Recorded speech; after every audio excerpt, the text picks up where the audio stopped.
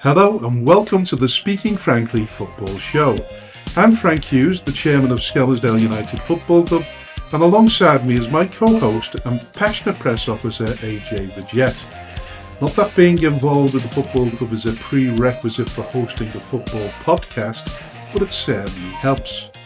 We are ready to dive headfirst into the vibrant world of non-league football in the Northwest, and we might even take a moment to discuss some of the bigger headlines in the sport.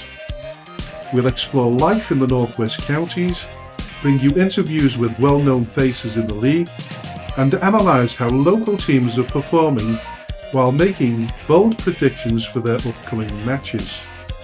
Nothing is off the limits here. We'll be diving into all kinds of topics, including complicated refereeing decisions and regulations that often leave fans perplexed. We want to hear from you too.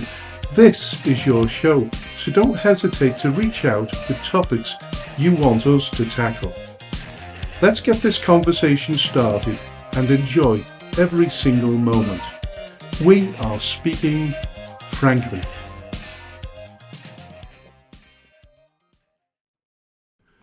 Hello and welcome to episode 7 of the Speaking Frankly Football Show, and welcome to my cohort, AJ.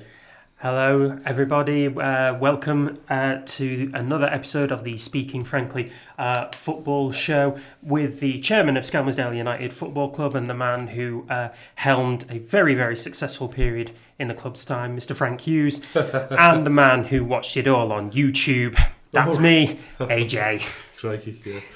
Don't be asking for my autograph now. Not in the middle of this show. Anyway, listen, let's go to our opening comments, which we're fortunate this week to have experienced a win. Skelmersdale United won a game, people. Yes! I know, yeah. And listen, the most exciting part of that, I think, was at the end of the game when we'd scored the goal and AJ is on the pitch and the players come rushing towards him, and there's an avalanche of players crushing him to the ground and giving him a real big man hug. And then eventually, when he come back up for air, he looked as though he was going to pass out. Absolutely correct. Yeah, the adrenaline got to me and then threw me completely off. I think the other thing is that I was quite worried for the safety of my camera, which was around my neck when I went and dived in with a bunch of elated players. Serves me right for taking so many risks. But the camera remained unharmed, so that will be around my neck for the game at Steeton on Saturday. And it's fair to say that we, in spite of the fact that we've lost various games, and quite honestly, some of them have been big margins of defeat. They have. But we've all felt as though there's a periods of time, there's a sea change, and we could see this win coming.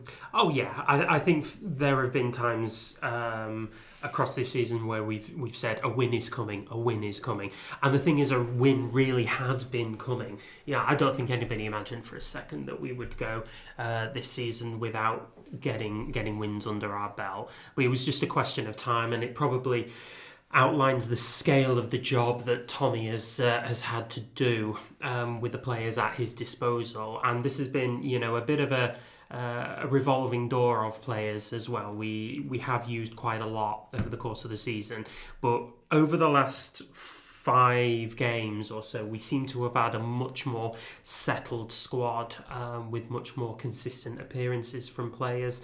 These players have now kind of pulled together to create something really good and really positive. Even before the Main Road game, we were seeing that in bits and parts, and we were kind of missing the element of experience, which came in so well against Main Road, with some of the players that we did have now more experienced and more calm in their play. And it was just everything you ever wanted from a game, wasn't it? I mean, we could not have made that game any more dramatic or any more Hollywood if we had tried. Well, I said that if a win was to come, it would have to be that kind of win. It would have to be the last kick of the game. I honestly felt that. I mean, for our first win, that was the dream. It was absolutely the dream as well. I mean, it's probably worth noting that Luca Boone scored. The players go mad. We're celebrating. We put the ball on the centre circle. As soon as Main Road touched that ball, the referee has blown his whistle for full time. That is how late in the game we rescued that win. And I only think he did that just for dramatic effect, didn't he? Because I think it was all.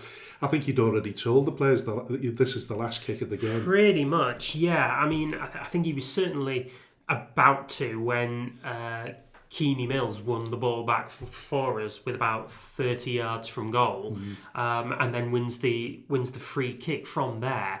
So we get the corner, and you can't blow a full-time whistle on a corner. It's just not cricket. So I think, yeah, we pushed the boundaries of time. Had it not been for the free kick? Yeah, well, yeah, exactly. There's so many small margins, so many small margins, so many what ifs. Joe Langford's made some incredible saves there to kind of keep us in the game. There's what ifs there. If Brogan Clark doesn't hit the crossbar but instead smashes the ball into the net, would we have left it that dramatically? There's so many fine balances to this game, but finally all the fine balances tipped in our favour on that night. I think Tommy said to me at the end of the game, he said it was hard to work out whether we were the better team or the luckier team. I actually think we marginally took that game. I think we did, yeah. Well, obviously, in terms of scoring goals, we did. Well, yeah, I mean, absolutely. But one thing that Tommy did mention to me during the interview is that they didn't break us down in open play.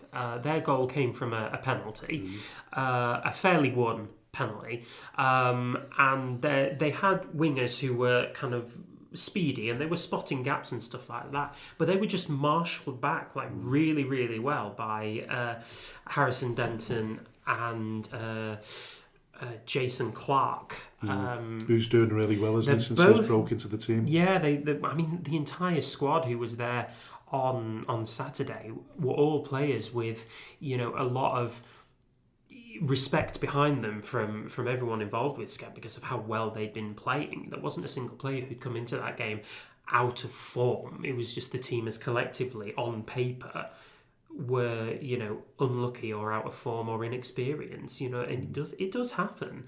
But I don't think we can say that Main Road deserved to take our win away from us. Even they admitted that. Yeah.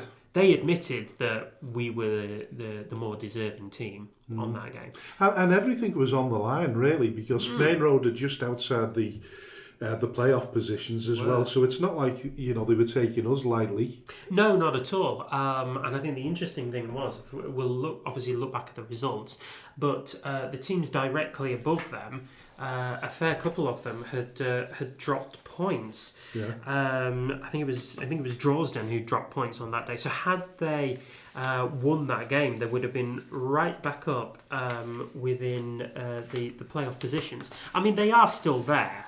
There's no doubt about it. But I think in us taking the win, it's probably stunted their run just that little bit more.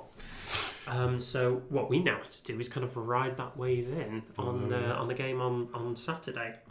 I felt as though we won the game on fitness in the end, because I think we looked the fitter team, and then certainly when Tommy brought the two wingers on, Lewis Ruffley and Kenai Mills, yes. we dominated the game then, and they were tired, and their back four were quite tired at that stage. Yeah, they absolutely were, and we could see this from about sort of minute 55, minute 60. So the boys come on with half an hour to go. Keeney on the right and Lewis on the left. I think what's interesting as well is that their left winger, who had sort of been reasonably well marshalled throughout the second half by Harrison Denton at right back, he'd then come off about 5 minutes later, and his replacement was fast but not as skillful with the ball at his feet. So it gave Harrison a bit more license to be able to counter that. And by integrating between him and Keeney down that right-hand side, it really kind of pushed advantage against the main road defence who were tiring. So it was really sort of good tactical play by Tommy to bring them on when he did. He'd clearly seen something. Well, I think Tommy's seen that they'd become a little bit predictable, hadn't they, by that stage? Yeah, they were. A lot of their play was going down the wings. Yeah. It really was. And the thing is that Jason and Harrison they were barely letting anything by them. So, it felt like an FA Cup final victory in the end, didn't it? It really did. It really did. Trust our first win to come in the most Hollywood of moments. But I think that's probably what made it all the more special. Yeah. It really did. Yeah, I mean, you could see the kind of the delight across everybody who represented Skelmersdale United, whether they were at the game, whether they were at home, and that's across fans, management, players, parents, everybody who was associated with Skelmersdale United was just overthrown with emotion at that point. It was one of those moments where I felt like crying, to be honest with you. I felt tearful at the end of it. Did you? I did. And listen, it was a fantastic feeling. There's absolutely no doubt about it. And listen, extraordinary. We can't afford to rest on our laurels. That's just one win. This is the beginning of the journey. Now there's a lot of hard work to be done, and we'll come to that in the final part of the show when we talk about this weekend's game. Yeah. But listen, for now, I don't think anybody would deny the fact that we deserve to celebrate the way we did. No, not at all. I mean, the main road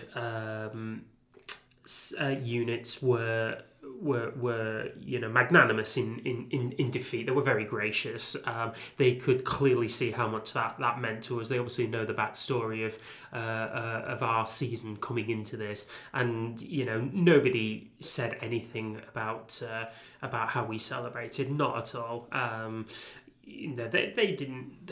They knew how much it meant to us. It really did. So, and they said we deserved it, and I think you can't really be more gracious than that. Most definitely. Listen, we're going to come to the controversial subjects, but just before we do, Accrington Stanley drew Liverpool in the FA Cup at Anfield. Absolute golden tie for Accrington Stanley. Yeah, and we of course watched it unfolding on Twitter, and Josh Woods, who plays for Accrington, is also a Skem lad, and I think his brother or one of his mates, Connor, who plays for Warrington Town. Yeah. Very, very talented family. Somebody was recording Josh, a lifelong Liverpool fan. Yeah. What an amazing journey for that lad. Absolutely, that is your proper footballing journey in a nutshell, isn't it? To be able to play against the team that you supported your entire life. I mean, that is the dream, isn't it? So he's had his time to kind of celebrate in front of the TV when the balls have been pulled out of the bag, but I think he will be wanting to take the fight to Liverpool. I don't think he'll want to get caught up in the magic of the cup or the aura of Liverpool Football Club. He'll want to get there and kind of make a name for himself if he can. And rather bizarrely, they've never actually met competitively. Ever. So I believe I heard a story the other day. Pretty sure it's true, yeah. That's the most bizarre trivial fact I think I've ever heard about Accrington Stanley Football Club. Yeah, I mean, considering the advert, Scouse lad that was in Brassic as well, wasn't he, I believe? The young lad that said Accrington Stanley. Yeah. Who are they? Exactly. But yeah, great story for them. The only sad side of that is really that the blokes that spent a hell of a long time at Accrington Stanley, John Coleman and Jimmy Bell, who took them from non-league football into the Football League. And I'm assuming big Liverpool fans as well, they won't play a part in that, but I'm sure they'll be happy for the club. Oh, I think they will. Yeah. It's about sort of the betterment of the club, really, and I think sort of John Coleman's well too long in the tooth to know that it ain't just about him on that day. Yeah. But listen, we're going to, as we always do, we cover these controversial subjects, and you've been doing a lot of homework, so I'll let you take the lead on this. Are we talking about armbands first? We are going to talk about armbands, not them swimming kinds, though. No. So Sam Morsey is the captain of Ipswich Town Football Club, and he's refused to wear an LGBT rainbow armband. The rainbow community comes around into the Premier League round about once a year, and it's very often stapled with the Rainbow Laces campaign, and then the Premier League has added in the armband as well. Sam Morsey has refused to wear the rainbow armband on the grounds that he is a practicing Muslim and LGBT is against his beliefs. Yeah, he's prepared to wear a shirt which is promoted by a betting company. Slight conflict of interest there. Yeah. What's interesting to know, and I think what Morsey will, I would hope, reflect on, is that football tries to be as an inclusive sport as it possibly can be, and the captain of the football club refusing to, promote the LGBT community from within his own club. I mean, if you're a player or a supporter of Ipswich Town Football Club and you're seeing your captain refuse to wear that, what are you going to be thinking? How significant is the armband? Are we pampering to the politically correct? Possibly. You would hope that Ipswich is always an inclusive club. But do we have to show that we're inclusive? I think every other sport does. Every other sort of community and business sort of sets out saying, these are our values, this is what we promote, this is who we include, which is everybody. They particularly make these kind of statements during Pride Month, which I believe is in February, March time, or is it in June? I'm not 100% sure, but they certainly do. I don't know whether the LGBT rainbow armband goes a step too far. I would certainly hope not, because I don't. It's not like they're going out of their way or being inconvenienced, is it? No, I certainly didn't think so. But I think obviously what's more interesting is his refusal to wear that, but then he'll happily wear a shirt with a betting company on there. And the thing is, clubs do promote. They obviously, while they do promote the LGBT community, they are not immune to kind of players' beliefs, and so we have in the past seen players wearing sponsorless shirts because betting has kind of gone against their religion. So there is some flexibility in there, and I think I think that will sort of be looked upon quite negatively, given that Morsey's still the captain, but refused to kind of promote that level of inclusivity. It's worth noting that Sam refused to play it. He refused to wear the armband once again, didn't he? Within 3 days. So they had games obviously within the week. Was it Manchester United they had in the middle of last week, and then obviously they've played at the weekend, and he's sort of refused to wear them on both occasions. Whether the club decides internally to speak with him and sort of remind him of values, or whether they accept his decision based on the fact that each player has entitlement to opinion, I don't know. It just sort of remains to be seen. Now, on a similar note, Crystal Palace defender Mark Gay wore his armband, his LGBT rainbow armband, but customised it and wrote "I love Jesus" on it. Now, he was the subject of an investigation by the Football Association to see... He was reprimanded initially, wasn't he, for that? He was initially reprimanded, but only on the grounds that religious messages and religious values don't have any place to be promoted within football. Now, that's not anybody's opinion. That is the FA's stance on the matter and on the subject. So, and Gay will have kind of been aware of that, or will have been reminded about that when he wrote that message. But yet Sam's refusal to wear the armband is on grounds of religion. Yeah, So what are you going to make of that if you're an Ipswich fan or a Palace fan, really? Gahey wasn't charged by the Football Association for that. And indeed, he came out with a statement where he said that his message promoted love and inclusivity. And I think that's reasonably correct. I've sort of seen several people who are within the LGB community who are football fans and said that they didn't want Gahey to be charged, and they think Gahey's message does indeed come across as inclusive. He wore the armband. Mm-hmm.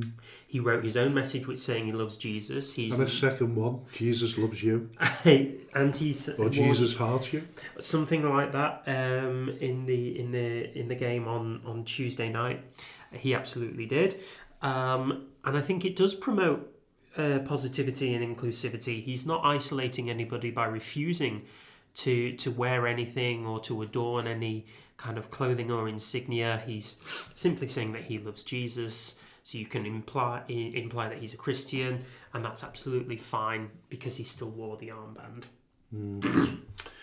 Yes, so listen, the two players, contrasting approaches to the Premier League's Rainbow Laces campaign, have highlighted ongoing tensions between religious expression and LGBTQ initiatives in football. It'll be something that I would imagine will continue to rumble on. Indeed, we did see a little bit more of that in the game on Wednesday night between Arsenal and Manchester United. The news coming out of Old Trafford was that United were going to wear LGBT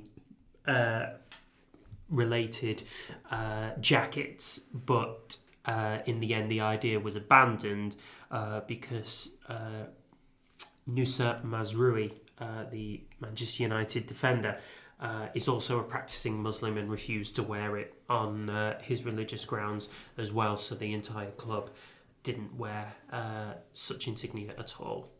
So again, it's about by trying to support these logical. They certainly are. It seems to go the opposite way. Yeah, I mean, we've not had any statement from the Rainbow Red Devils, which are Manchester United's LGBT group. We've not heard any statement from them, but we should imagine that they'll be making one pretty soon. But it is an ongoing tension, and I think it will be rumbling on for some time to come. Following the sacking of Angelo Harrop at the Braintree Town, manager chairman Lee Harding said, "We won't gamble with the club's future." Right, so from a personal perspective, as a football club chairman, you would never concede control of a budget to a manager, not at any club. No. Now, fortunately, I have a manager who understands that and is just as financially savvy as I am, so this would never be an issue for us. But hasn't he already made a gamble by giving up control of his budget? I think he has, yeah. So this refers to the manager overspending? Yeah, absolutely. So Lee Harding went on the BBC and had an interview with BBC Essex in which he said that he's safeguarding the club's future and that at the time prior to the sacking of Angelo Harrop, responsibility of the finances what lay with the manager, and that money was being spent on players' salaries that were leaving the club in danger of going at least 50% into the red. Now, how on earth you spiral that wildly out of control is one thing, but he handed over budgetary responsibility to the manager and then complained when it wasn't good enough for him. I think it's an absolute brain dead move to hand over budgetary control to a manager. I've never seen it happen at the top league or anywhere down below. You'd be surprised. It does happen, and that's a big worry. I mean, Yeah. to take the club very, very close to closure, as he put it, or in a perilous position, Yeah. defies logic, doesn't it? If nothing else. Yeah, it does defy logic. I mean, he has himself been involved in this football club for a very, very long time. So I don't know why he thought that handing over control of his budget would be a good idea. What he has said, though, is that he has repeatedly gone back to Angelo Harrop over the course of this season and said, look, you're going to have to rein in the spending. We're going to have to cut back. Changes are going to have to be made if this football club is going to survive. And according to Harding, Harrop has not, heeded these warnings from Harding himself, nor any member of his of his committee or his directing board. Well, listen, the only understandable part of that situation would be if all his players are on contract and he's trying to offload contracted players, which is not the easiest thing to do, because once you put them in the marketplace, there's no guarantee that they're going to sell. No. And terminating contracts is a totally different subject. Yeah, I mean that can be costly to any club, can't it? I mean, you'll know this much better than I have, but is it financially costly to a club to terminate a player's contract? Well, if it's a mutual situation, then it's not a situation. You come to the conclusion yourself. You make the decision between you, and if you're both happy with the settlement or the lack of a settlement, then that's fine. We released Tom Smith from his contract at the beginning of the season, so that was done by mutual consent. Mm-hmm. So it can be done, but yeah, the only thing you can imagine there a team full of I would say fully professional players in the National League, and if they're all on contract, which you'd assume that they would be. But listen, we're not talking about pennies. We're probably talking about thousands of pounds. I think we could very well be. Yeah, but if he's not been able to offload players that were already there, or he's offered them silly contracts, but in terms of contracts, the relationship between a manager and the chairman are the most important roles of the football club. So in terms of bringing a player in and putting them on a contract, I would always be involved in those contract discussions. Yeah, with Tommy, you just wouldn't. It just wouldn't happen any other way, because at the end of the day, he doesn't know what is available in the club's coffers. So he's got to come to the commander in chief, if you like, and that's calling yourself commander in chief. Yeah, well, you know what I mean. I've been called worse. So yeah, but like I said, it's a difficult one now. It really is. Yeah.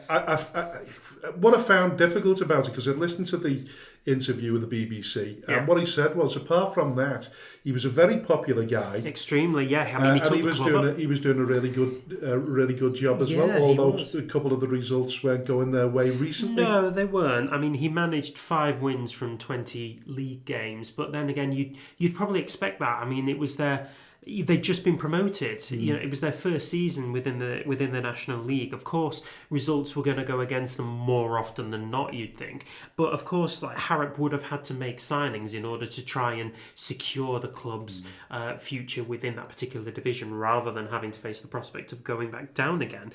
So he would absolutely have to make signings and make provisions for trying to stabilise the club there. But that would be where you'd think Harding would have to be more involved than ever.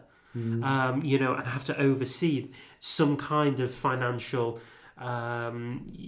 steadiness. It's easy as a chairman to panic in terms of recruitment. So if you've made a panic, you brought somebody to a club that might be far overqualified for the club. Yeah. And I don't know whether that would be consistent with what's gone on between Braintree and the former manager Angelo, but. Listen, they claim they had a mid-table budget, so they were expecting to be sort of round about that place in the league, and it's not happening at the moment. No, I wonder whether sometimes, because we'll come to this, I think later on in the show, that we can be we can be far too, what's the word for it, ambitious for our own good at times, and that can create a problem. And I wonder whether this is a chairman's ambition above his pay grade.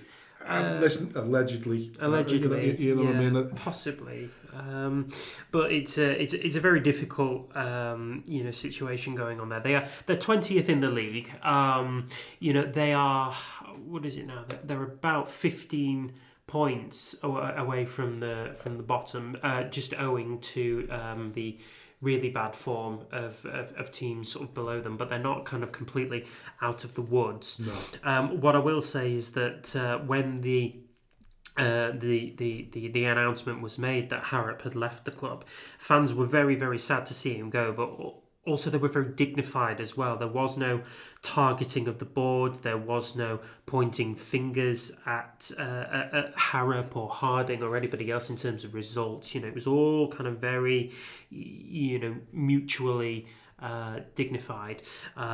What's then happened is that Justin Mosley, who came in as the interim manager, he'd been the goalkeeping coach, took on the role for about 3 games, and now Steve Pitt has been appointed, and he's bringing with him Carl Dugweed and Phil Coleman, both of whom were of Colchester United. Pitt was actually at the club for a year and a half as Harrop's assistant, and now he's come back in to take the job full time. There has been a bit of a mixture of response in relation to this.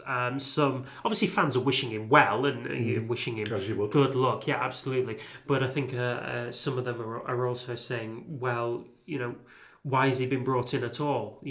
Can he really do a job better than Harrop? And I think Harding will have an awful lot to answer for if this appointment doesn't turn out the way he wanted it to. Additionally, Justin Mosley has now kind of left the club completely. I think he was brought in by Harrop and he's left with Harrop as well. So, coaching loyalty there. Yeah, and sort of handpicked, I believe, Steve Pitt. I think they approached him. Yes, they did, yeah. But listen, just finishing on that subject there, I mean, coming from a chairman that reckoned that, administration was a threat under Angelo Harrop, hopefully he gets it right with Steve Pitt from the off and they don't get back into that position again. Well, I mean, the jury's kind of out on that one, depending on what happens, really. But it's not going to be easy at all, both financially and on the pitch. Steve Pitt's got a big job. Yeah, I think there's no doubt about it. He has. Yeah. Which moves it on to your story. Absolutely, yeah. So we're staying within Essex County. The story concerns William George, who plays for Briar United in the Brentwood Sunday League.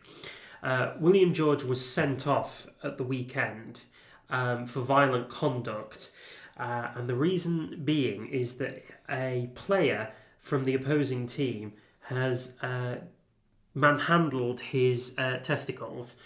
William George has then defended himself, and in doing so has been sent off and has had to pay £55 in a fine, plus having a 3-game ban. He's brought out a tweet which says, 3-game ban and £55 to Essex County FA because I've reacted after a player from the other team has grabbed, twisted and squeezed my testicles, defended myself and have had to pay £55 to be sexually assaulted. How's your Saturday afternoon? Now, when I approached William George to ask him if he had appealed the decision, he replied, unable to appeal due to there being no laws or rules in football for self-defence.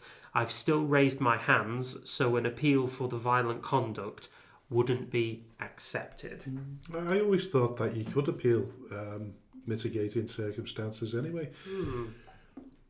Which is a strange one, but it is.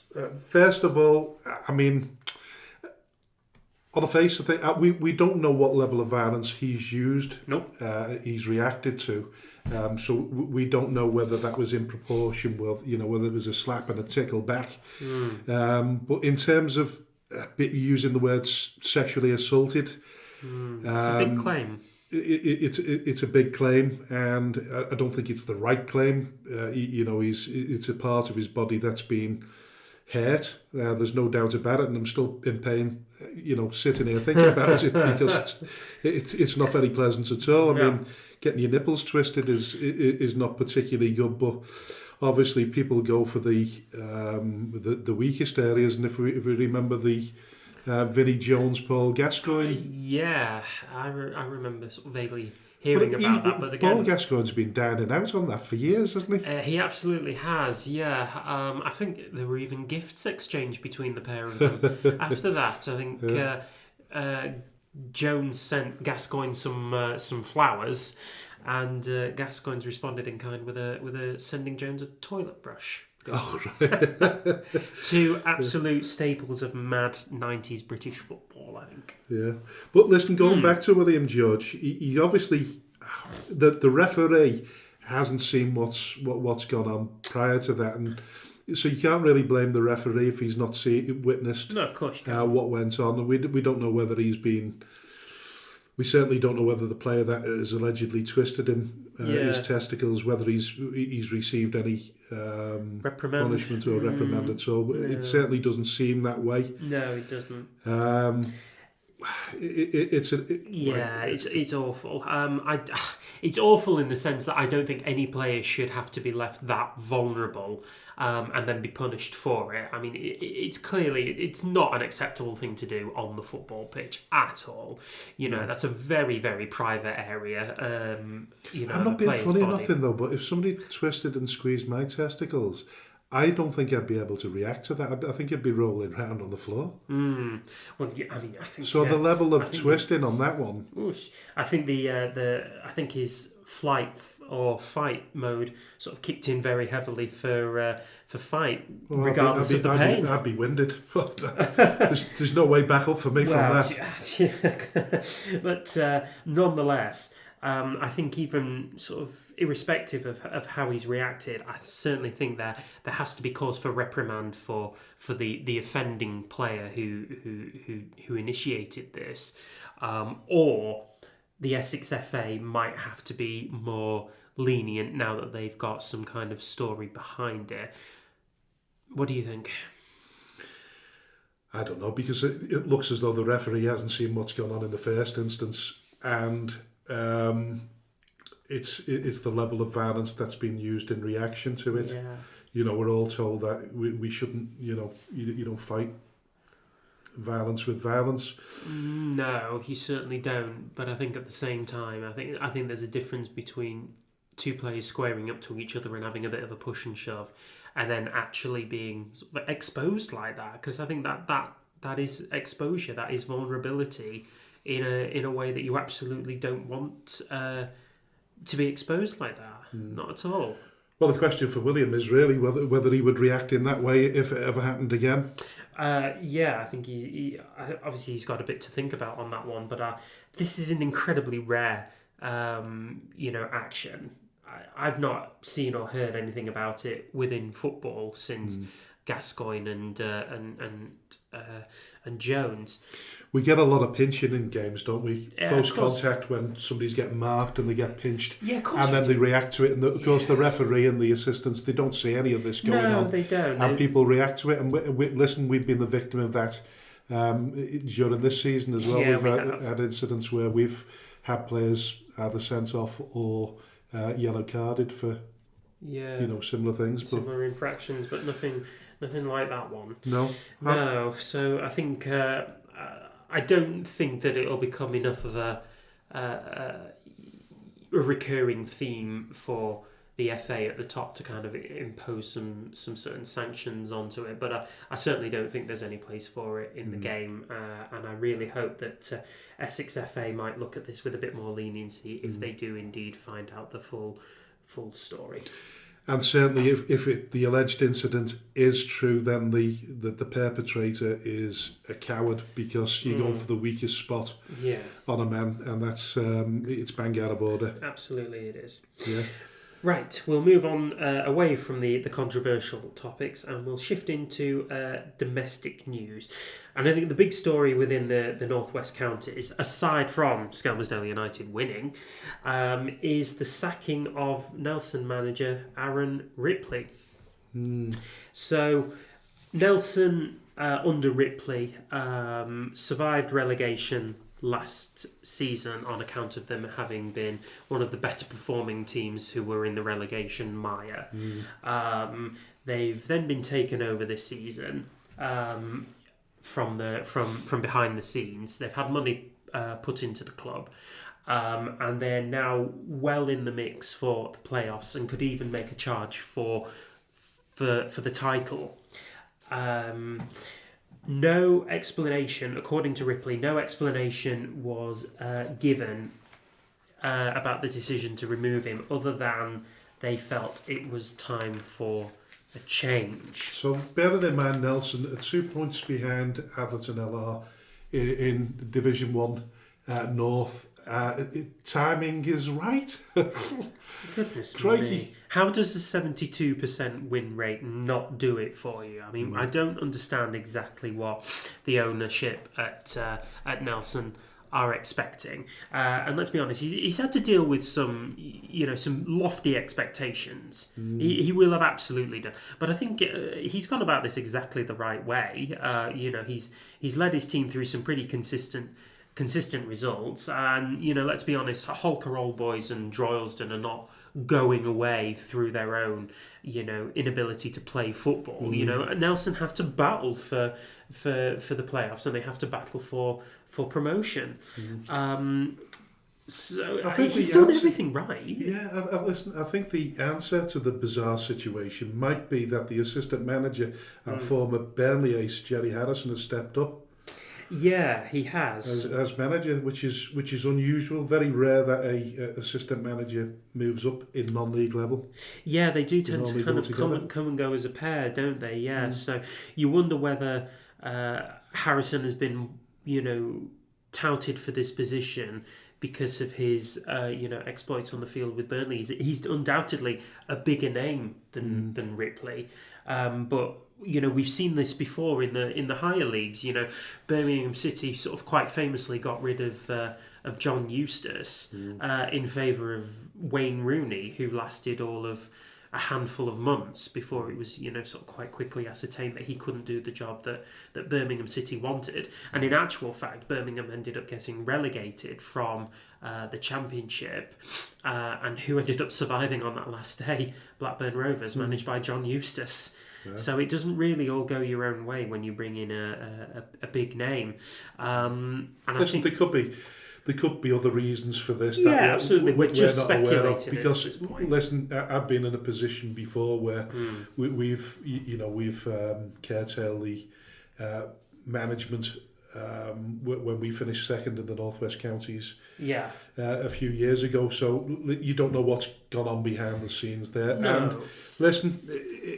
Obviously, the manager, Aaron Ripley, wants to, or former manager, he wants to stay in the game. He'll want to get back to managing a non-league team at some stage. So I don't think he'll be short of offers, to be honest, with what he's done at Nelson. Not only to kind of keep them within the division, but then to ride this wave of investment and do it in a way that's actually seeing them in with a chance, very much in with a chance of being promoted.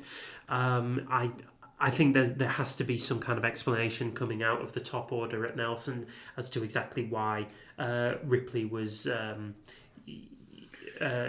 sacked. Because I just don't think there's any logical explanation for it that we can see. Sometimes there doesn't appear on the face of things to be a logical explanation, and you might never ever get the public acknowledgements over what's happened. No, you won't. But Harrison's first game is at home to Maghull.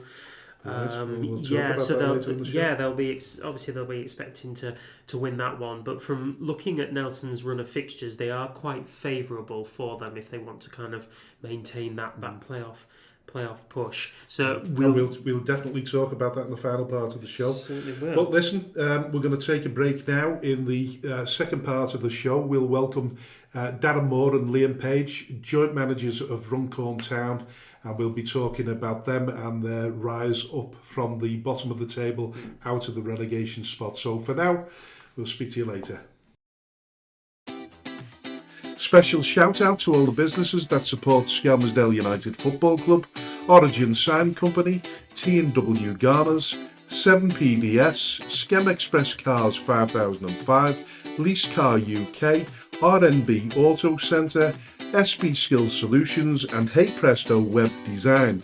Thank you to everyone who donates to the club, supports our race nights, raffles and the lottery bonus ball scheme.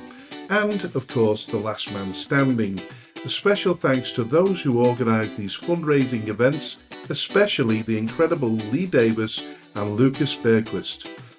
To all who stand by us both on and off the field, we are truly grateful. If you wish to sponsor the show, please contact me at chairman.skemutdfc@gmail.com or call me on 07766 054 548. All proceeds will go to Skelmersdale United Football Club. Thank you for your unwavering support. Hello and welcome to Darren Moore and Liam Page, joint managers of Runcorn Town, and welcome to the show. Alongside me is AJ, as per normal. Hello and welcome to the show, guys. How you doing, mate? You okay, Frank? Yeah, not too bad, not too bad. Oh, you okay?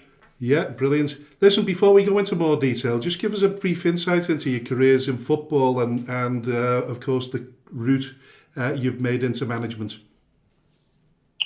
So to be honest, I come through Stoke City's academy. I got a YTS down there, lived down there for a few years, and then was released at the end of my scholar.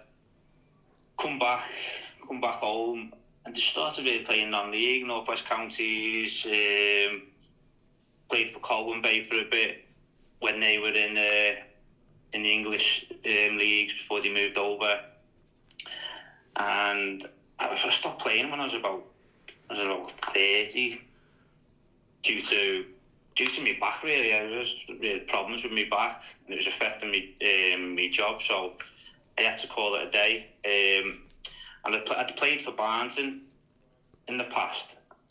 And at the time I was just stopping playing. They asked me to go down as a sort of a coach, first team coach, which I wasn't too forced at doing, to be honest, at first. But then once I got into it, I'd not looked back. And then eventually I ended up being the manager of Barnton. And then moving on to Linnets, and then before moving swiftly on to Runcorn Town. My one's a little bit more simpler than that, Frank. I just played local football myself. I was at Chester City as a kid and that, but only till the age of 14, 15. And then played for like local sides, Helsby in the West Cheshire League. And then ended up at Runcorn Town, played for Gen Chems for a while. But Runcorn Town was always my team, mate. When I called it a day, probably the age of 32, 33, I had a bad knee injury and I took over the reserves, mate. So I'd done the reserves for 2 seasons playing in the Cheshire League. And then after them 2 years, we had a couple of kids with the wife. We had a few years out, mate. So up until last year, I've been out of football roughly 8-9 years. And just to get back into it, I took a job, funnily enough, at Runcorn Linnets as the kit man. So I went in for a season as a kit man with Pagey and Billy Painter up at Runcorn Linnets, and really enjoyed it. But from the first minute I got in there, Billy and Pagey got me into the coaching side of it. So quickly picked it back up, but just loved being around the lads, mate. Missed the football massively, so really enjoyed it just to get back into it. At the end of last season, Billy resigned at Runcorn Linnets. Myself and Pagey walked away for it and kept an eye on the Runcorn Town job, when it come available, we went for that, and Bob's your uncle, mate, and we're in the job and enjoying it, mate. Yeah. So you joined the club near the end of August when it was routed to the bottom of the North West Counties Division One South. The club had suffered around about 10 defeats and also lost in the FA Vars. So what possessed you to take on the role at that point? Just being two Runcorn lads. Right, I'd say Pagey was coach last season at Linnets and assistant manager. He was the manager at Barnton. I think he always wanted to get back involved in being the manager. And when we both went for it, we were fully behind it, mate. It's a decent club. It's got great people in the background. Chairman sound, we know him well. The committee members are great. The supporters are great. We're just seeing it as a good challenge, mate. And working with going back to players that Pages had over the years at Barnton, Runcorn Town, the players that we know, we were very confident that it wouldn't take us too long to get a good side together and start challenging and winning a few games and try and get them out that relegation zone. So just seeing it as a good challenge, and yeah, as I say, mate, we're really enjoying it at the moment. Yeah, brilliant. Your first job obviously was to get to terms with the players that you already had there, which isn't particularly easy. There's many changes occur early on in the season. The Runcorn have had a few different managers, so tapping into those players, and you've obviously inherited a squad, and then you brought your own players. Where did you bring your players in from?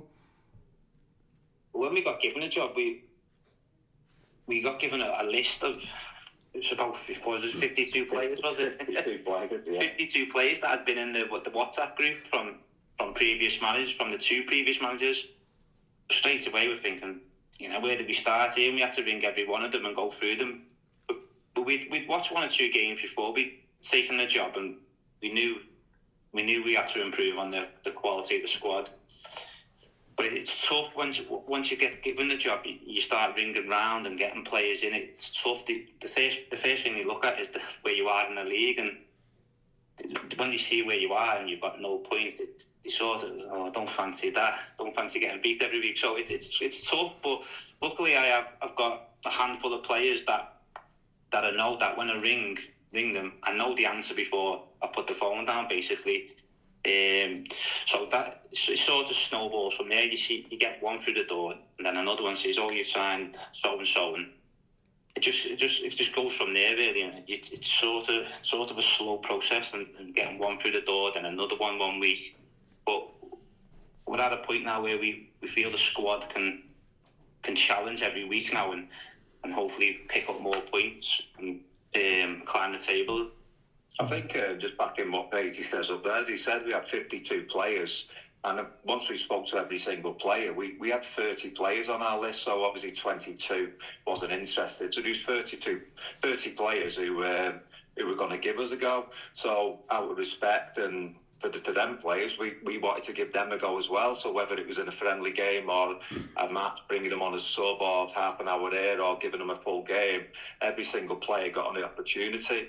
But as you say, we could see early doors that it was lacking quite a bit of quality.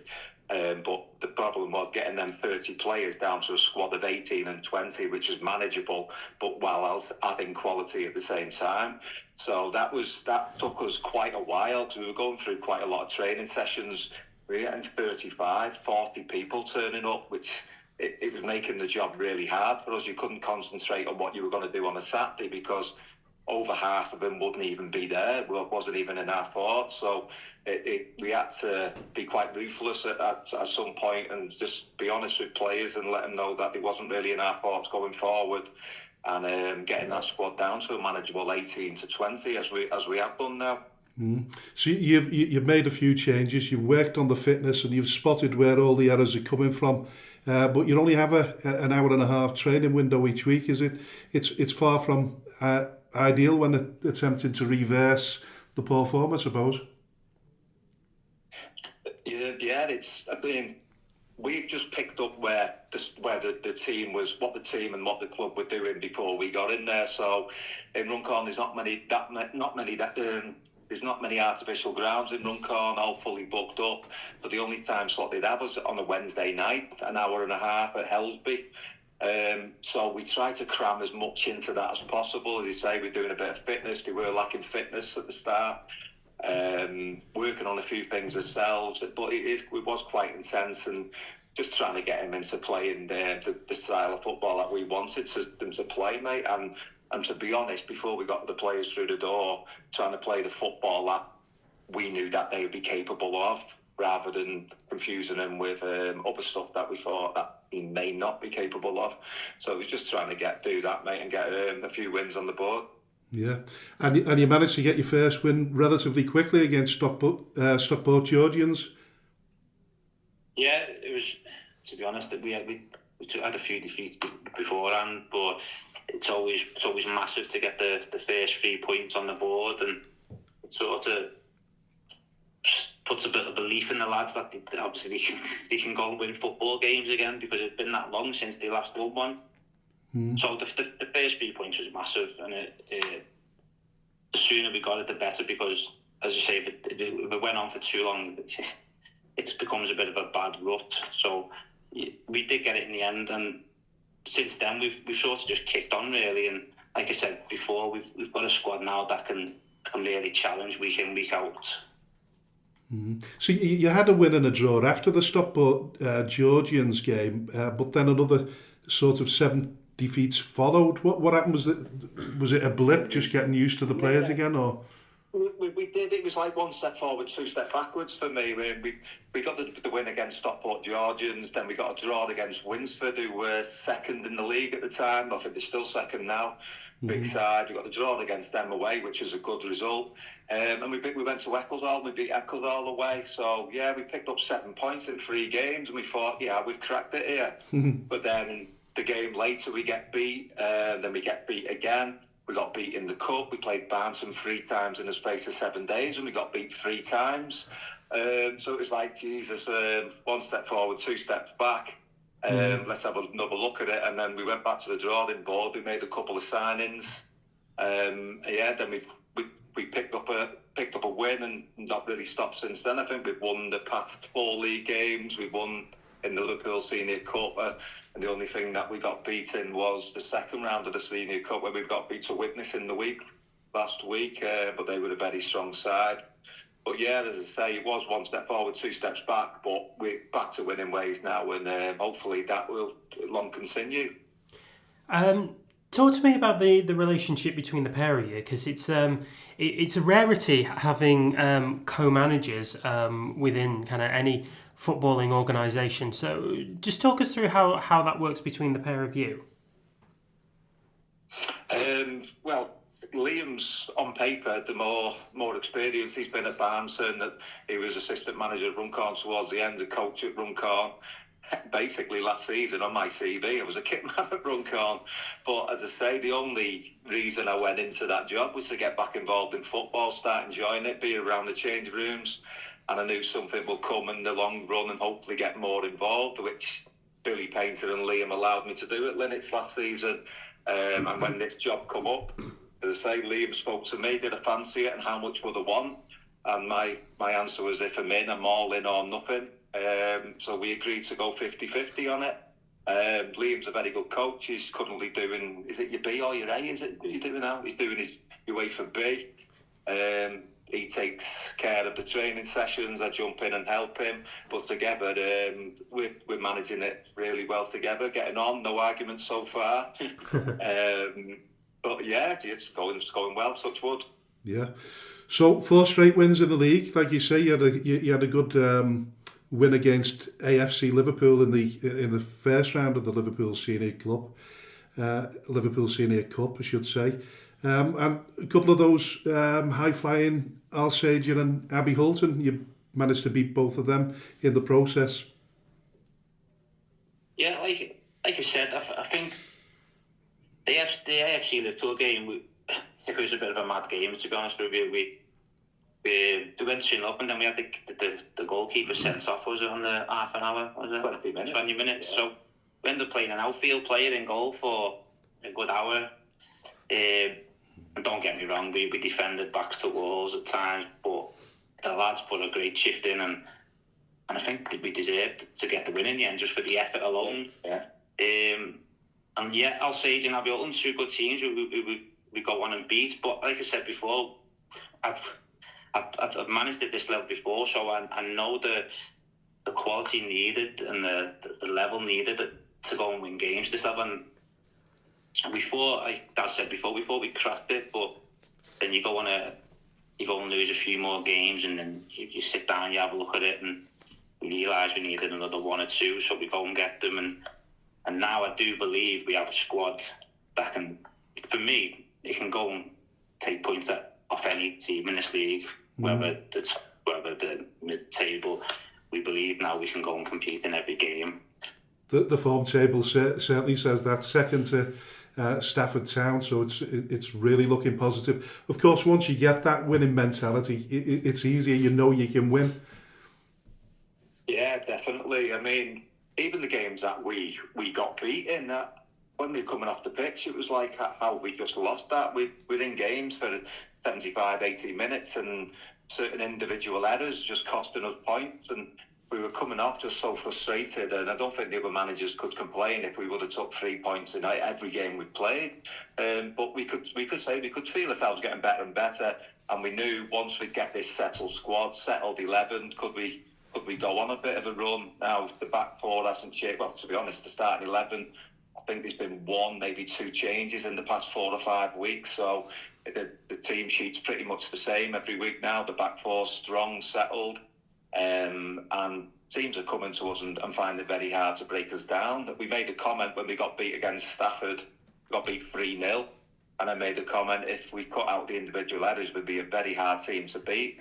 And ever since then, we've proven that, and there's been very little errors in our game, and looking dangerous going forward as well. So we've won 4 or 5, as I say, last few weeks, but the one on Saturday, travelling to Abbey Hulton, they were flying. They'd come off the back of 4 straight wins themselves, very strong side, and it's really satisfactory. It was a good win. We walked off there, thoroughly enjoyed the game, and it just felt like everything had come together in that final game on Saturday. Supporters there cheering us on as well. It was really good. Yeah. Well, listen, when we started the show back in mid-October, we had you dead and buried, but so credit where it's due. There's been a fantastic turnaround in fortunes, but also one assumes many sleepless nights. Yeah, it's tough, isn't it?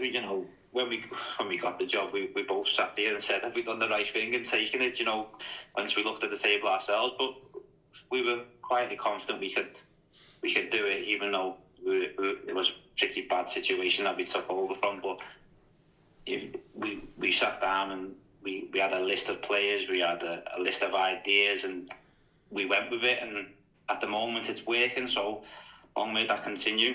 There's 13 games to go. There's still much work to be done. I assume you won't be taking anything for granted, but what are your aims now that you appear to have turned a corner?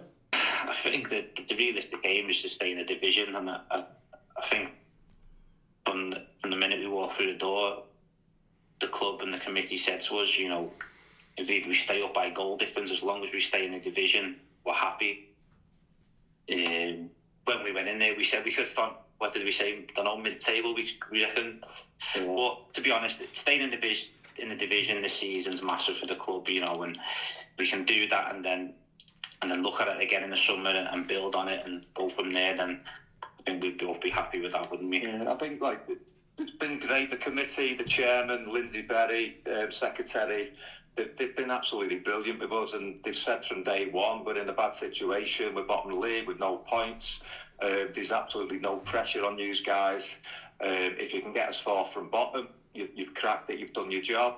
But personally, I was thinking a little bit better. In my head, we were hoping to be out of the relegation zone or within touching distance of being out of the relegation zone by Christmas. And then in the new year, look to kick on a bit, pick up more points and just try and push a few places above the relegation zone and finish comfortably rather than going into the final few games, needed wins. And as Liam says then, concentrate on next year, look at the squad and have a good real push at the league next season. Are the boys feeling any pressure to make results happen? I think when we first got in there. At first, because as I say, there was 30 players who wanted to give us a go. We involved them all, and you could feel in the changing room that there wasn't a win in them, whether they were good players or bad players or mediocre players. You just felt like they felt the luck was down. We were the fourth manager. It was a bit of a mess, to be honest. The confidence was really low. But as you introduce more players going along, experienced players, they've not really seen the defeats early doors, what they've gone through. So they're bringing confidence with him, knowing that we can get the results that we need. So as we introduce more players, you could see the confidence in the side building.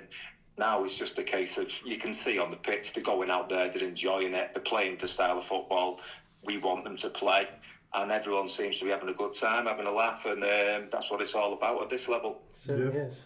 Listen, I've heard you recruited a few players from local Sunday League, is that right? It was Sunday League. I played the most of them play Sunday Leagues, don't they? Yeah, most of them do play Sunday League now. Sometimes that's our chance to go and look at players on a Sunday, when because I think Sunday League's quite big now, isn't it? You know, all the lads are into it now, whatever level they play at. So it gives us a chance to go and watch one or two.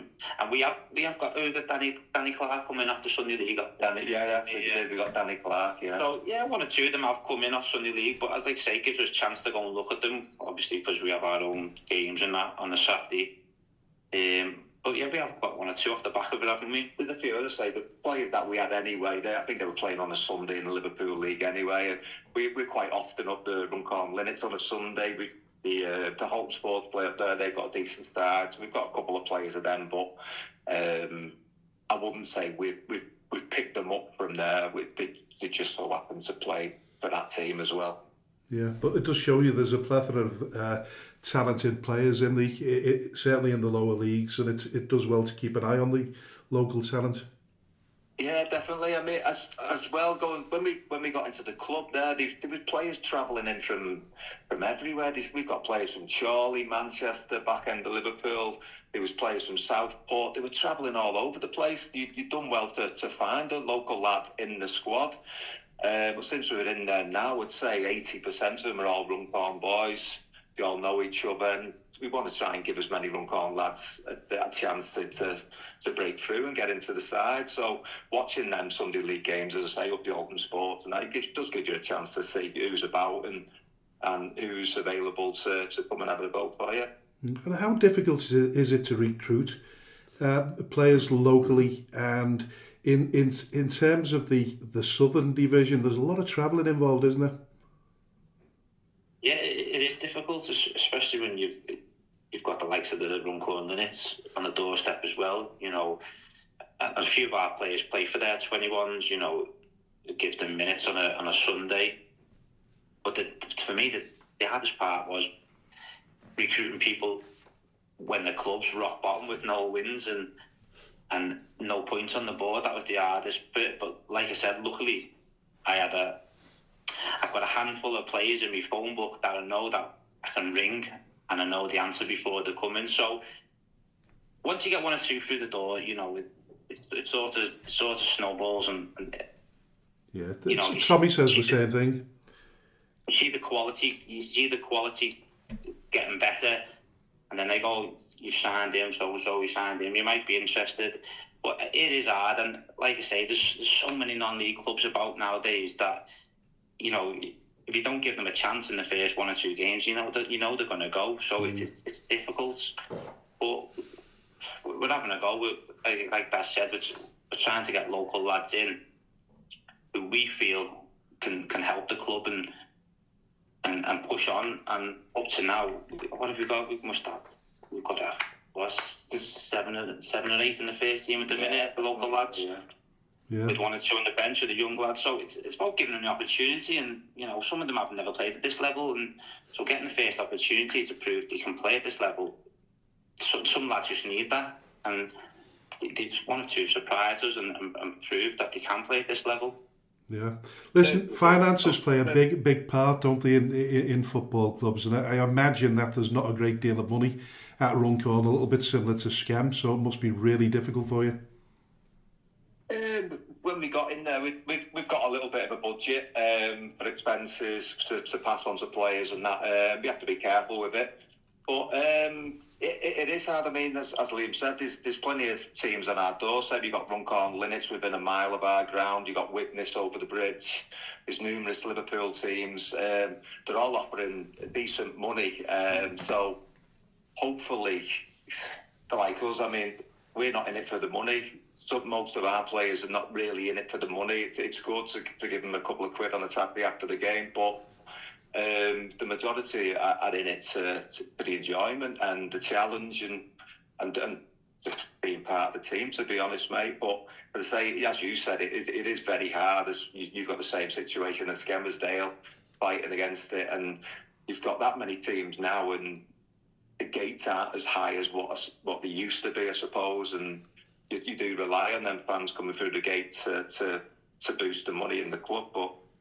Well, yeah, hopefully with the results going your way now, the gates will increase a little bit.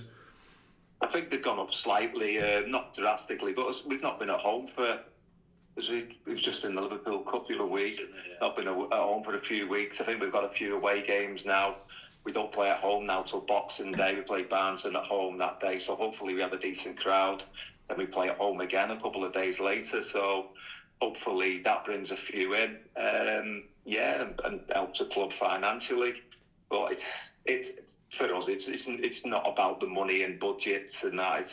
We're doing it for the love of it and enjoying it, and we will continue to do that until we stop enjoying it. Yeah, you look as though you're building something really good there at the moment. Yes, it's decent. There's some good people in Runcorn, mate. The committee members, the supporters are great. As Liam said before, it's been a hard 12 weeks, but we're getting there now. That victory on Saturday, for me, what summed it up, there's a supporter there called George Perris who's watched them for years, week in, week out, and he's not been too good recently, so he's missed a lot of games where we've been picking up points. He was there on Saturday to see us beat Abbey Holston. And seeing him after the game, the smile on his face, he was filming the lads singing songs, cheering along, and he's putting posts on Twitter and Facebook and that just makes it for us and makes the job really worthwhile and rewarding. We had a similar situation on Saturday. Our director, Derek Hunt, he's 84 years of age, and at the end of the game, he turned around and said, "You did promise me we'd win before I die." And that sort of sums up non-league football for you. Hopefully you guys can go on the run too now, mate. Yeah. Certainly hope so. I mean, you have picked up a couple of players off us, Ruben and Harrison. They were decent lads for us. Oh, listen, they're fantastic. They're good, great family, to be fair. We've even signed Harley, the youngest brother. He's just turned 16 years of age. We didn't see him, did we? Only seen Harrison and Ruben, but yeah, they're two good lads. Yeah. Certainly are. You've got your night out this weekend. Who's going to be the last man standing? It won't be paid, put it that way. Whenever we have a night out, it's funnily enough, Paige always has a family meal on the same night. So. I don't like to go drinking with the players. No, we're heading into Liverpool. The derby's on, so we're out early doors. The committee members, the chairman's out with us. I think there's a couple of supporters. Lads are travelling in, so we'll see what happens. We'll probably end up on the last train back to Runcorn and let the young ones see the night out. Yeah, listen, you're certainly going about your business really, really well. And so, listen, best of luck for the rest of the season. We'll be doing our best at Skem to emulate what you're doing. Oh, good luck with that, mate. Wish you all the best. Cheers. Thanks for that. Thanks very much. Thank you very much to Darren Moore and Liam Page, the joint managers of Runcorn Town, for that wonderful insight into the adventures that they're experiencing there. When we return, we will be speaking to West Allotment Celtic chairman David Dodds on how his club have just survived a breakdown in financial fortunes over the last 2 weeks, and then we will be doing our roundup of results and fixtures across the northwest counties when we come back. Don't go anywhere. Special shout out to all the businesses that support Skelmersdale United Football Club. Origin Sign Company, T&W Garners, 7PDS, Schem Express Cars 5005, Lease Car UK, RNB Auto Centre, SB Skills Solutions and Hey Presto Web Design. Thank you to everyone who donates to the club, supports our race nights, raffles and the lottery bonus ball scheme, and of course the last man standing. A special thanks to those who organise these fundraising events, especially the incredible Lee Davis and Lucas Berquist.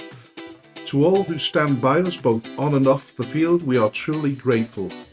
If you wish to sponsor the show, please contact me at chairman.skemutdfc@gmail.com or call me on 07766 054 548.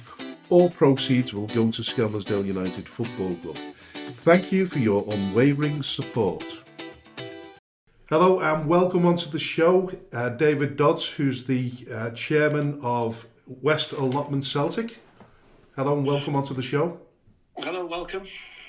Thanks, David, for joining us.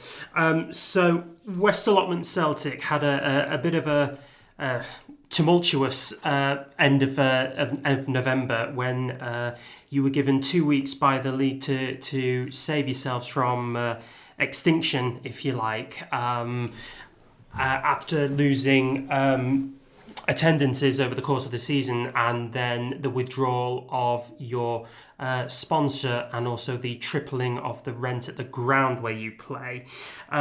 Just talk to us through kind of the events that led up to the suspension from the league. Yeah, I think it had been coming over many years, not just this season. We knew that our main sponsor, who had been with us for about 18 years, was going to disappear because that business had been sold, and that that things were going to get a bit difficult. Attempts to increase attendances at the ground this season by putting a food van on, by getting control of the bar and having draft beer on, didn't seem to stimulate the local population to come and watch us. And of course, I think all non-league teams are suffering because of the success of Newcastle United locally, and then trying to replace ageing members on a committee and get new sponsors in has proved difficult. So we approached the league and asked them for the 2-week stay of execution, if you like. And then after you'd sent that request through to league, obviously you're then on hold from all sort of footballing fixtures for 2 weeks. Can you just talk us through what happened after that and for those 2 weeks? Yeah, as soon as we issued a statement on our social media about where the club was, the response from our local media and from the people on X and Facebook was tremendous. We got then quite a lot of interest of new people wanting to join our committee, younger people with more diverse skills. Some business people whose either grandfather or father played for West Allotment stepped forward and injected funds to secure us for this season. But we didn't want to just look at this season. We realised we fundamentally have to change the way we operate if we're not going to end up in the same position like this again in the future. Yeah, of course. What does that look like then, Dave, moving forward?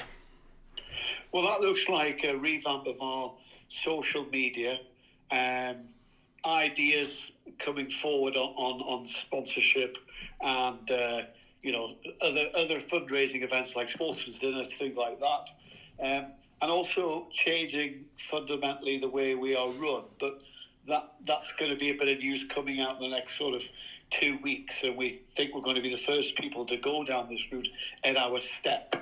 And also perhaps looking wider than just the shores here about who might be interested in us. So yeah, it's been a fundamentally roller coaster and dramatic and very busy 2 weeks, I can tell you. I can imagine so. Did that put a lot of kind of emotional strain on yourself personally and a lot of pressure to try and see the club through this storm? I think I've been involved in the club for 20 years. The thing you've got to look at is that, when the main sponsor went, one individual cannot keep putting the money in. That's not sustainable. And whilst obviously I've got an emotional attachment to the club.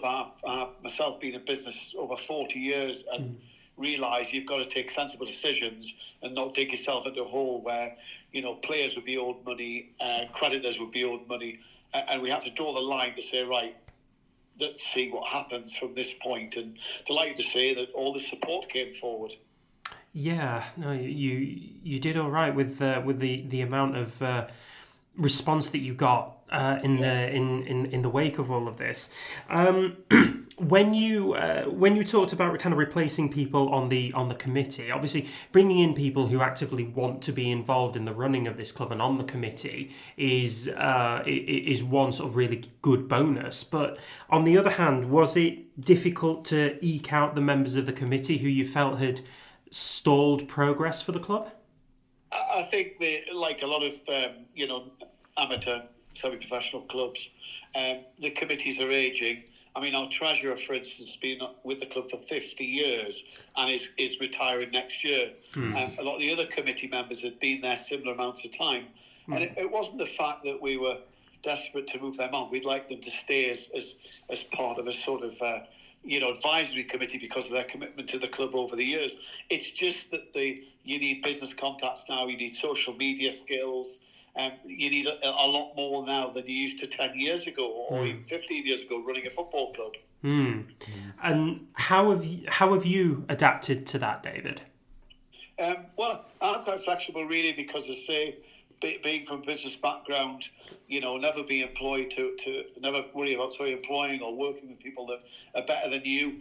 And it's about unique ability. So, I'm 62 now. I'm not the greatest on social media and technical issues, but I know somebody now who's doing our social media and, filming a documentary behind the scenes of the club over the season, which is, a bit along the lines of the one Salford did a few years ago, which is unique really at our level.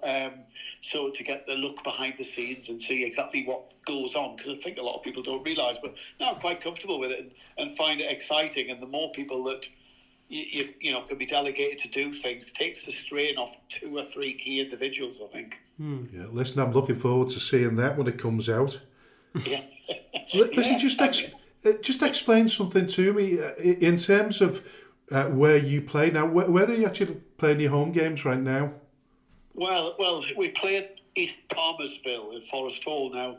This is another problem West Allotment Celtic has. In our 96-year history, we've had 7 grounds. And we now, obviously, haven't for years played in West Allotment, which is a village near Whitley Bay. So that's been the problem as well. A lot of people now haven't even realised where we are, although hopefully in the last 2 weeks that's changed a bit.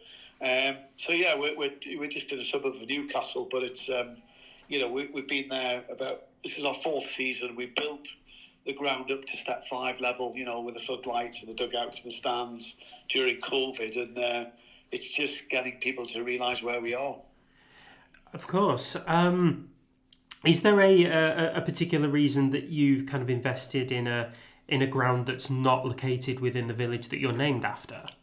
There's no space or land or anything in West Allotment. It's all housing now, which is sad. And where we were, our ground was originally a hotel got built on it. So, things move on. So, so this was just, an option that came up, and we were approached to go there, and we talked about it. And on the face of it, we got a 40-year lease there, so we got time to build relationships with the local community and get known there. Sure. And listen, this is not a case of, by the way, a club that's been living beyond its means. You've been operating on a really modest budget, but your gates have been poor.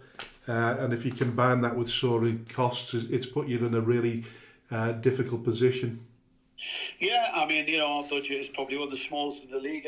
But traditionally, West Allotment Celtic have always punched above their weight. And we've been able, because of the way the club is run on a steady basis in the past particularly, attract good people.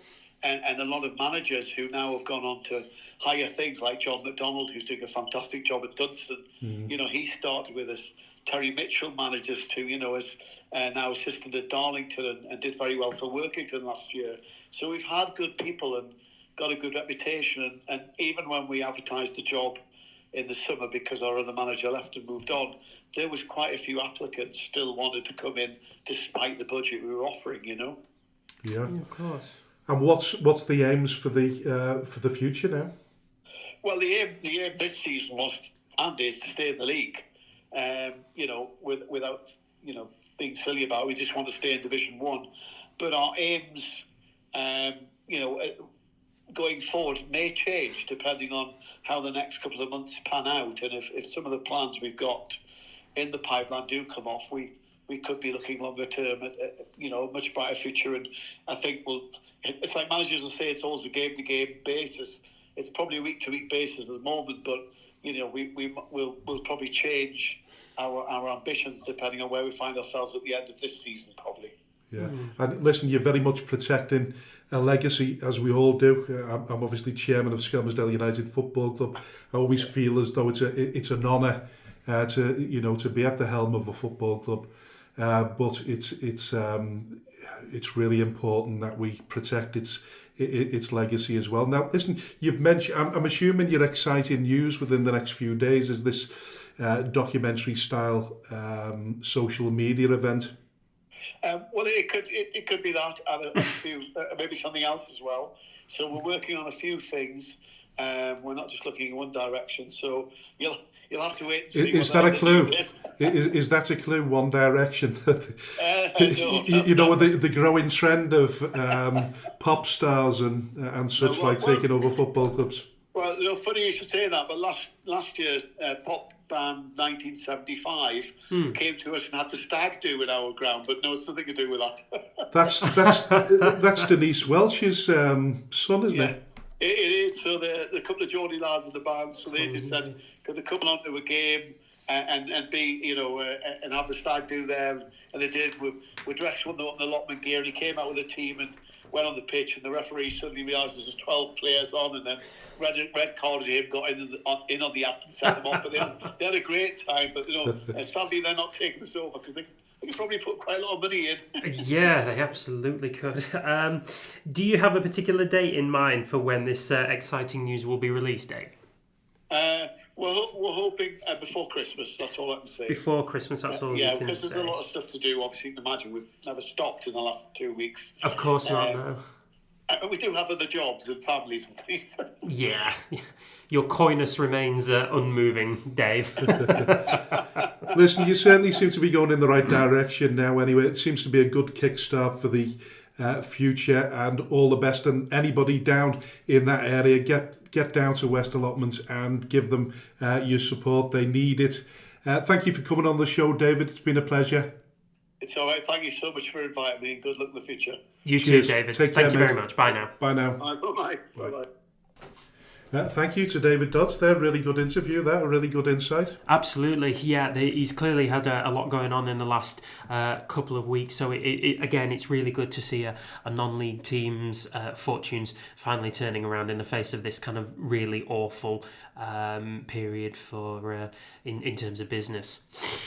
Yeah. So now we move on to the fascinating part of the programme where we discuss the last week's results and predictions of our forthcoming fixtures. Now, I've just said there off camera, off mic, it's the beginning of the silly season. So lower bracket of the form team in the Premier League, with Bury having a bit of a blip and dropping into the sort of middle table in the form charts. The Renaissance teams appear to be Cheadle, Colne, Liverland, Padiham, Pilks and South Liverpool. Yeah. Whereas our landlords, Bearscough, have just had one win in 6, but the consensus of opinion is that they will turn a corner soon. Yeah, they've not had the easiest run of fixtures of late, to be honest. No. So they are kind of having to weather a bit of a storm at the minute. But Ramsbottom are still the team to watch. Ramsbottom still holding on to that first position in the table, and they'll be very grateful to Litherland Remica, who beat Bury 3-1. No, they didn't. In the Macron Cup. Was it the Macron Cup? No, it wasn't. Pardon me. No, it really No, was a sorry. league. It really was a league game. Sorry, the font on my paperwork is absolutely awful. I apologise. No, sorry, It was a league game. It was a league game. My apologies. Yeah, so it's listen, it's reduced the. It's made it all the more tense. Well, I'll say Bury that. now, with their games in hand, can only go what? One point ahead of 1 point ahead of Ramsbottom. That's it. Yeah. So I mean, I remember when we spoke to Steve, we said they've got to win their games in hand. Yeah, we did, and they looked. I think they had 5 games in hand at that They stage. did have 5 games in hand at that game. So What do you think it'd say is Ramsbottom? They seem to have the goals seems to have dried up a little bit. They have, yeah. I don't know whether that's part of the silly season that you're talking about. When was their last game then? Yeah, it was a 1-1 draw at Earlham, which they ended up taking the lead in. Interesting enough, with sort of 18 minutes to go, and then conceded nine minutes later. So, I mean, they're doing all right. I think they'll. I think the all consensus at Ramsbottom is that they are kind of happy with where they are and where they're going. That they just want to kind of maintain that as much as possible. To try and get to that promised land, if you like. I think it really is a difficult one to call now, isn't it? Because, like we say, lower bracket top of the form charts. Certainly are. Unbeaten in 6 as well. And Ramsbottom are, their form hasn't dipped, but I don't think they're quite as consistent as they might they've lost one and they've drawn a couple in the last 6 games. Like you say, there they've only scored 7 goals in 6 games. That's but they're not conceding, which is good. No, they're not conceding a great deal of goals. But but Chadderton, who look to be having a bit of a blip, they're hanging in there as well. So I mean, they beat Cheadle Town, away from home at the weekend. Lewis Simon Byrne got himself 2 goals there. So they're not exactly flourishing, but they're not free falling, are they? They're sort of just kind of riding that storm at the minute. I think every team has one. Every team has a storm or a blip. And they're managing just fine. I mean, it's interestingly enough, Chadderton have scored nearly as many goals as Bury have, and Ramsbottom have conceded less than Bury have. But Bury seems to kind of be the team that we all talk about as the one that are going to kind of canter to this division. So really, if you compare them to Bury, Ramsbottom and Chadderton are probably doing extremely well. Yeah, it's pressure, isn't it? There's no doubt about it. The pressure is there at the top now, and you lose a little bit of form, and then you're waiting for it to come back, and you live in hope that it comes back. It's certainly, listen, we'll move on to the South Division in a minute, because it just shows you how your form can drop completely. We'll mention that with Al Sager in a minute, but so it's all about keeping the form and at the right time. I think their fixture list over the Christmas period will be a little bit more intense than ours. Yes. And it'll be, listen, we'll probably know more after the Christmas fixtures where it seems to be heading. But it's certainly tight at the top there, isn't it? Yeah, it is. But we are only halfway through the league, if you like. We're only halfway through the season, and still got the majority of teams have still sort of got 20, 21 games still to play. So there really is kind of still everything to play for. As you say, you've got to navigate that Christmas period to just kind of get a little bit more of a better idea as to where the title and the playoffs are going to go to. You certainly wouldn't write Lower Breckoff, would you? No, you wouldn't. They're kind of the unsung team, if you like. We talk a lot about FC St Helens being up there because they're newly promoted, Bury because we expected them to be after kind of what's gone on before, Ramsbottom and Chadderton we talk about because they are still riding that kind of promotional wave and still really within the fight. But Lower Brett kind of seem to go untalked about really. So they did the business against Squires Gate at the weekend. 2-0 win there. Really good form. Just the 8 goals conceded and 19 scored. As far as that's concerned, they are kind of neither the top. They're neither the leading club in either goals scored or goals conceded, but they are just being consistent and consistently taking points in every single game. They are now level with Bury, having played 3 games more, but they are sort of looking to kind of consolidate their place within that playoff group. There's a hell of a lot of games to go, like there you said. really is, yeah. So you certainly would never count them out of it. No. And Cone, after a sort of a mini revival, they've had a dip again themselves. A little, yeah. So let's have a look. So there's a gap now, 9 points between them they and lost Squires Gate. Yeah, they've lost their last 2 games. Which isn't that obviously that can be just like a little bit disappointing for them after that kind of mini revival. But FC St Helens away is a really difficult place to go for any team. I think every team has struggled away at FC St Helens, so you can hardly say it wasn't unexpected, if you like. Yeah.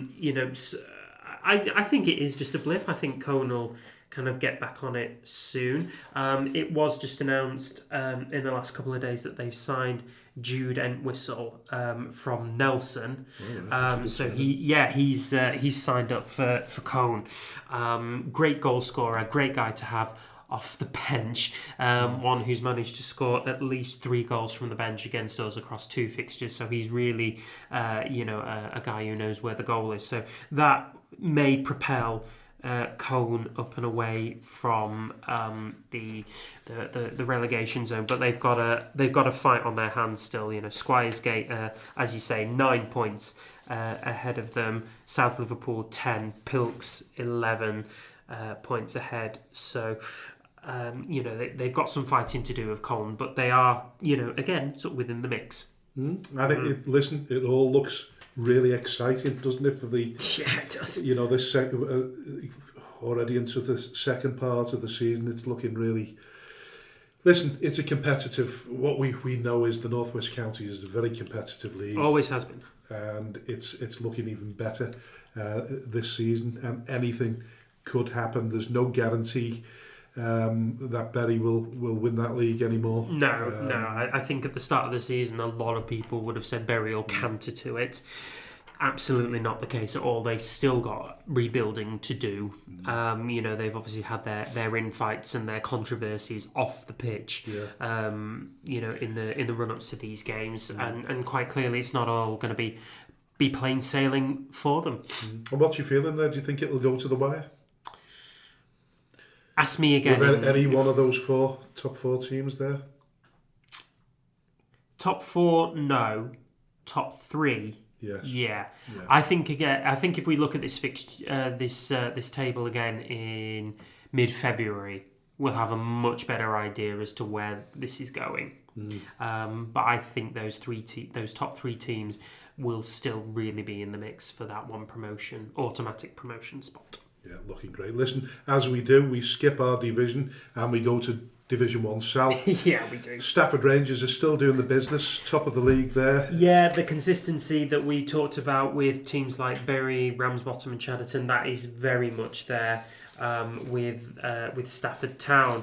But very much neck and neck with Winsford. They are now 2 points in it and nothing in it at all. Yeah. Similar records. The only difference is the goals. Stafford seem to score more goals. Well, yeah, they beat Eccleshall 6-2. Patrick Mazurkiewicz helping himself to 4 there.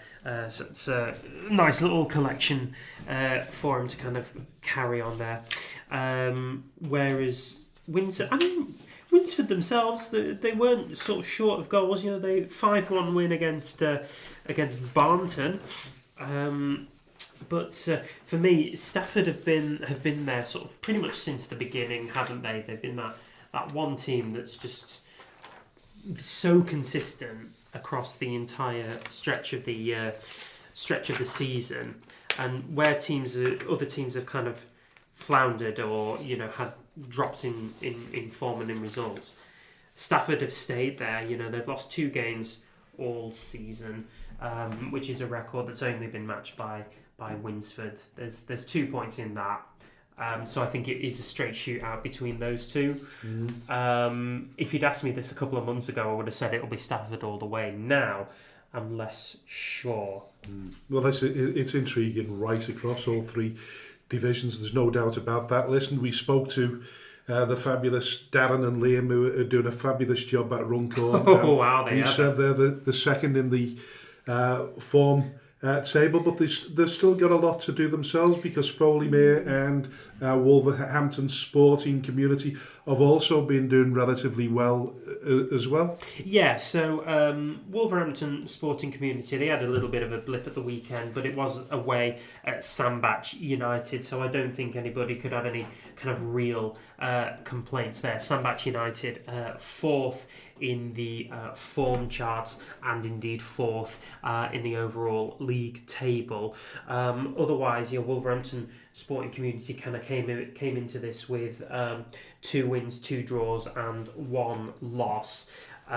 So they're having sort of mixed bag of results, but I think that's far more consistent than what they were looking at a few weeks ago.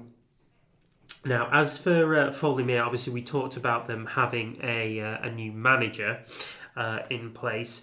They didn't have a brilliant weekend. They drew away at bottom club Shawbury United, which I think probably says more for Shawbury's persistence than it does for Foleymere. And the new regime is still probably finding his feet within the club, and that's absolutely fine. I don't think anybody's expecting miracles, but I mean they drew that one, which kind of arrested a bit of a mini slide, if you like. So they'd had 2 losses before, so taking that draw, that may be just kind of enough to kind of shore them up, to kind of kickstart again.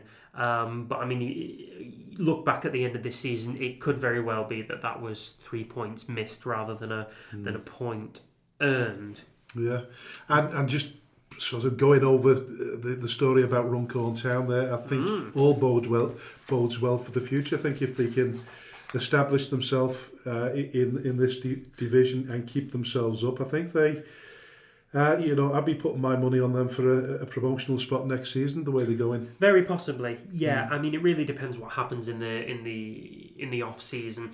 Yeah. As Darren and Liam alluded to, players can give you their all and their full commitment, but they could just as easily have moved on to pastures new, as we found out to our benefit with the Denton boys. But Runcorn could quite easily, their purple patch could be their undoing, if players do decide to move on. Wonderful win away at Abbey Hulton United, who are sitting in 7th at this point. They're just 3 points outside of the playoff places themselves. So that, and one of the form teams themselves. They really are one of the form teams. Yeah, they're 6th in the form table. They had a run of 4 straight wins, which was sort of promptly stopped by Runcorn Town in very emphatic fashion as well. It was a 4-1 win away from home for Runcorn. Tom Ruffer grabbing 2, and then Charlie Harland, who is, I think, their top scorer at the minute with 5 or 6, something like that one. So, he's sort of, they're getting back amongst the goals, and they're doing it really well as well. It's really good results coming out of Runcorn, not just, in terms of picking up 3 points, but actually, the manner in which they're doing it. So we're sort of seeing 4-1s, 2-0s. Yeah, it's great stuff. And Darren and Liam will be, ecstatic with how those boys are getting on. But on the sort of dramatic side, Al Sager appeared to have bitten the dust recently. They're still in 3rd place. Yeah, that was not the bottom of the form table. They certainly are. That was not a result. One draw in 6 games. One draw in 6 games. there was 3 straight losses. Now, which has sort of been compounded by the loss away at Cheadle Heath Nomads, who are sort of mid-table. But with that result, sort of Cheadle Heath are sort of putting themselves well back into in contention for the playoffs. Sort of breathing down the necks of the of Alsager Town. So you have to kind of ask what's going on there, really. Well, we talked about it on a couple of the shows, haven't we? They've had a change in management. Yeah, they have. And that always has an effect on teams. But it does. Listen, it's got to be really bitterly disappointing for the supporters. We're probably thinking that at that stage they're pretty close to the Stafford and Winsford themselves, weren't they? They really were, yeah. So they dropped off quite dramatically. So there's now 10 points. So they've gone from being potential candidates for winning the league to now just kind of seeing if they can scramble the playoffs. Yeah, absolutely. So there's 10 points difference between themselves and Winsford in second, but they've played Alsager have played 2 games more than both Winsford and Stafford, and played 2 games more than Sandbach, who are just a point behind them. So by the end of this weekend, they could very well be out of the promotion places entirely. I think the feeling there was that I think the chairman and the manager at the time didn't sort of align in their prospects for the future or the ambition of the football club, and maybe there's a reduced budget there. We don't know what's gone on, obviously, but they're also another club who were using an awful lot of players as well. So the turnover may well be sort of aligned with their inconsistency as well. Let's hope they get back to form, because nobody likes to see a team plummet as quickly as they appear to be. Listen, which brings us to our division. The one that you were all waiting for. We're all waiting for, of course. Now, listen, 2 of the top form teams are Darwen and AFC Blackpool, but they're not even in the playoff positions. It's ironic, that one, isn't it? Yeah. But Darwen had a tremendous result by their own sort of standards. They beat Atherton LR 2-0 at Atherton. Usually sort of an impregnable place to go. It was only their second loss of the season for Atherton. Darwen sitting in 10th. At the minute. I think what's their undoing is that they actually haven't drawn a game all season. They've won 9 and lost 10. And I think if they'd been more consistent with their defeats, they would be well in contention for a playoff place. Well, I don't know whether you know, but the season before last, Skem went through the entire season without a draw. Did they? Yep. Oh my God. A little bit of trivia for you there. There's some trivia for the pub quiz. Yeah, absolutely. So, a great result for Darwen, and I think, like I say, if they've been more consistent with their draws, they may well be talking about a playoff push. The other form team that we were looking at is AFC Blackpool, who are very much in contention with them playoff positions. They really were. They're only 5 points adrift. They are only 5 points adrift, but they lost away at Droylsden. So Droylsden have been a sort of permanent fixture within the playoff places since the start of the season. Again, got that tremendous home support to rely on. A turnout of over 500 saw them beat Blackpool, courtesy of George Catter. Scoring early on in the second half. I still wouldn't count AFC Blackpool entirely out of this one, but they've got a lot of work to do if they're going to sort of get back within contention, because Holker Old Boys and Exton Villa will have been looking at both Main Road's and Blackpool's losses and been able to sort of say, look, this is the time to kind of consolidate our own place. And then Holker Old Boys went and lost away at home pan to Route 1 Rovers. I know, didn't do us any favours at all, of course. But no, it didn't, but Route 1 are they're putting together some good results. Obviously, they've had that result against Holker Old Boys. It was only in the Edward Case Cup on Monday night that they played Atherton and lost 2-1. So they are starting to find a bit of form and a bit of rhythm, and it'll be interesting to see kind of how far they can take that, really, especially since we've got to head over there and play them in a couple of months' time. Yeah.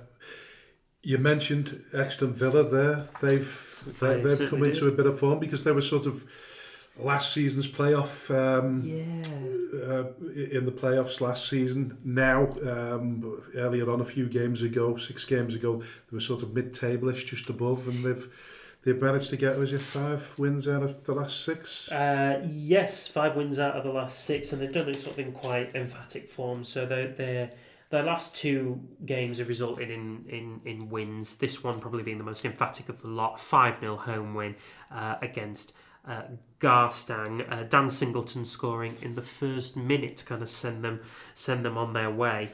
Then 4 goals in the second half to just kind of compound the result, if you like. So Exton I described a few weeks ago as being kind of their own bogey team, really, bit of Jekyll and Hyde. But I think they're right back in the mix now, and I think they'll probably stay there at season's end, really. Yeah.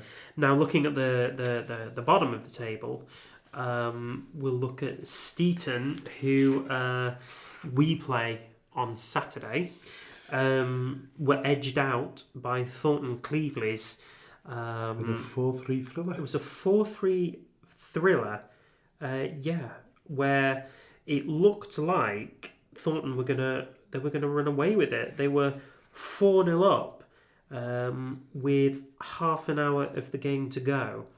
2 quick goals by Josh Debenham put Steeton, within sort of a distant shout, and then Josh Coe got one with a minute of normal time remaining to make the score 4-3. I mean, Thornton Cleveland must have been panicking at that point, but they did enough to kind of see themselves home. They're 2 definitely to watch on Saturday. They're both in form, both scoring goals. Yeah, they are. So we need to be sort of really on it, defensively speaking. If we're gonna get a result. That result kind of takes Thornton Cleveley's up to 13th and a little bit more away from relegation contention than they would have been comfortable with.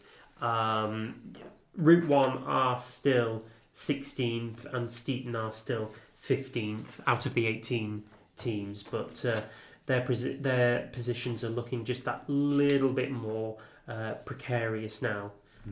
Yeah. Listen, we've in terms of ourselves, we've just got to concentrate on what we can do, and everything else hopefully will take care of itself. We certainly got can't look beyond our own games at this point. We do have some home games coming up, quite a few, and a lot of them against teams sort of in and around our neck of the woods as far as the table is concerned. So we'll be looking to just kind of take advantage of that as much as we can with some sort of newfound optimism that came out of that win at Main Road, because it's not an easy place to go. It is. No, it's not. And listen, we'll come to the final bit and we'll talk about the results for this coming weekend, what we predict, the fixtures. It's worth noting that Charnock Richard host Bearscough on Friday. I don't know what to make of that, because Charnock can be as bad as they're just a little unpredictable at times. Their form's slightly better than Bearscogh's, but like we said, we feel as though I think they were losing 4-0 to Bury over the weekend, weren't they? And they managed to get it back to 4-2. They did sort of, they did grab a couple of late consolations, which I think will have, done a little bit more for the boys than what a 4-0 defeat would have done. even against Bury, you still want to emerge from that game with as much dignity as what you possibly can if you are indeed 4-0 down. So they props to them for keeping on going and grabbing 2 goals, ruining Bury's chance of a clean sheet. Yeah. Well, I'm looking at a draw. Well, no, you know what? I'm going to go. Really? I'm going to put me neck out here and say Bearsco are going to get back to winning ways. All right. Okay. I'm going to say a draw on that one. Yeah. Should we go into the FA Vars, because obviously there's still 1, 2, 3, 4, 5, 6. There's a few teams in there that are still in the North West Counties. So there's Abbey Holton versus Droitwich Spa. Yeah. Atherton versus Ashton Town. That's the big one in our division. You'd sort of bank on Atherton to win that one. Yeah.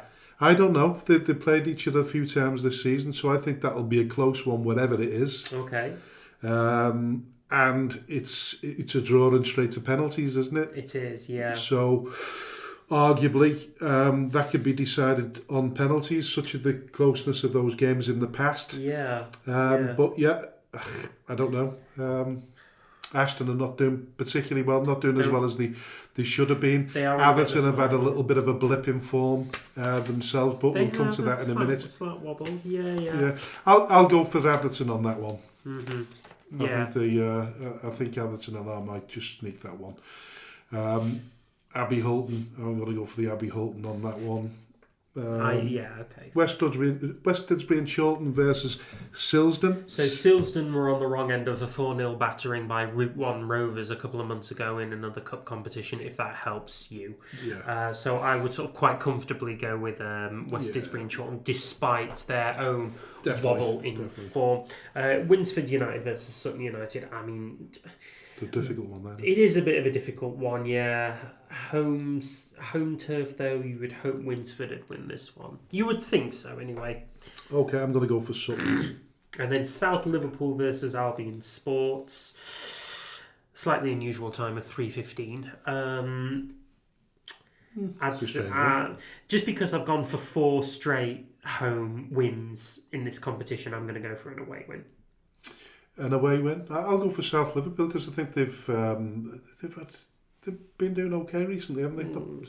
You just like to shattering results, but they seem to be doing fairly well. I would imagine that, is it the derby on Saturday? That's probably the reason why it's a later kick-off. Yeah.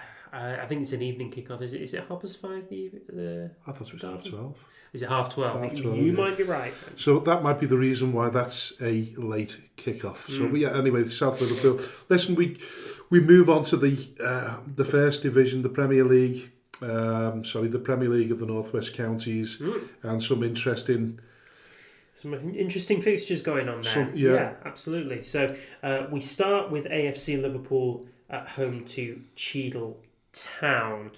So AFC Liverpool sitting 18th in the form table, 2 wins and 4 losses. They did kind of arrest their slide recently. Managed to grab a really good result at home to FC Isle of Man last Saturday. So you would hope that they'd want to kind of take that in there. FC Isle of Man are a difficult team to beat by all stretches of the imagination. Cheadle Town, 15th in the table themselves. And then as far as form is concerned, they are sort of dipping up towards the top, really. I mean, they lost their last game, which kind of arrested a 4-game winning streak. I was going to say AFC Liverpool, but now I'm sort of I'm leaning more towards Cheadle, but they've got the home advantage. AFC Liverpool. Well, home advantage did enough for them against FC Isle of Man. But, I mean, you don't know. Cheadle Town aren't taking a boat or a plane over, so I'd say a draw here. I'm going to say a draw. Yeah, probably a good one. I'm going to go for AFC Liverpool. I think they do fairly well at home. Alrighty, so Barnoldswick versus FC St Helens. Yeah, so I can only see that one going one way. FC St Helens, really. FC, definitely. Yeah, they're just continuing that push for the promotion spot again. They're right down on the heels of FC Isle of Man, and they're going to want to stay that way. I haven't seen too much on the socials because of Berry's dip in form, but when it gets a little bit more serious, the doubters come out again. They do, yeah. I think they've done extremely well up to this point, and they've earned their sort of blip. You know what I mean? Somebody's going to have a blip at some stage, and Berry are having theirs, but they've got a really good chance now against Cone at home.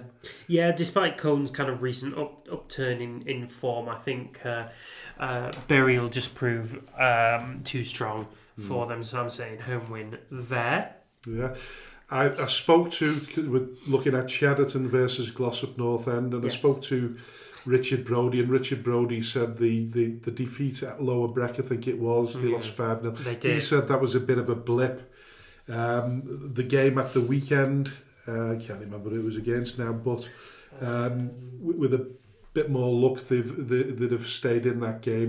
Yeah, it was a home game against Paddy, and they got off to a great start, to give them their credit. Lewis Riley putting them ahead after 2 minutes, but Paddy there's a reason that Paddy are sort of second. They're second in the table.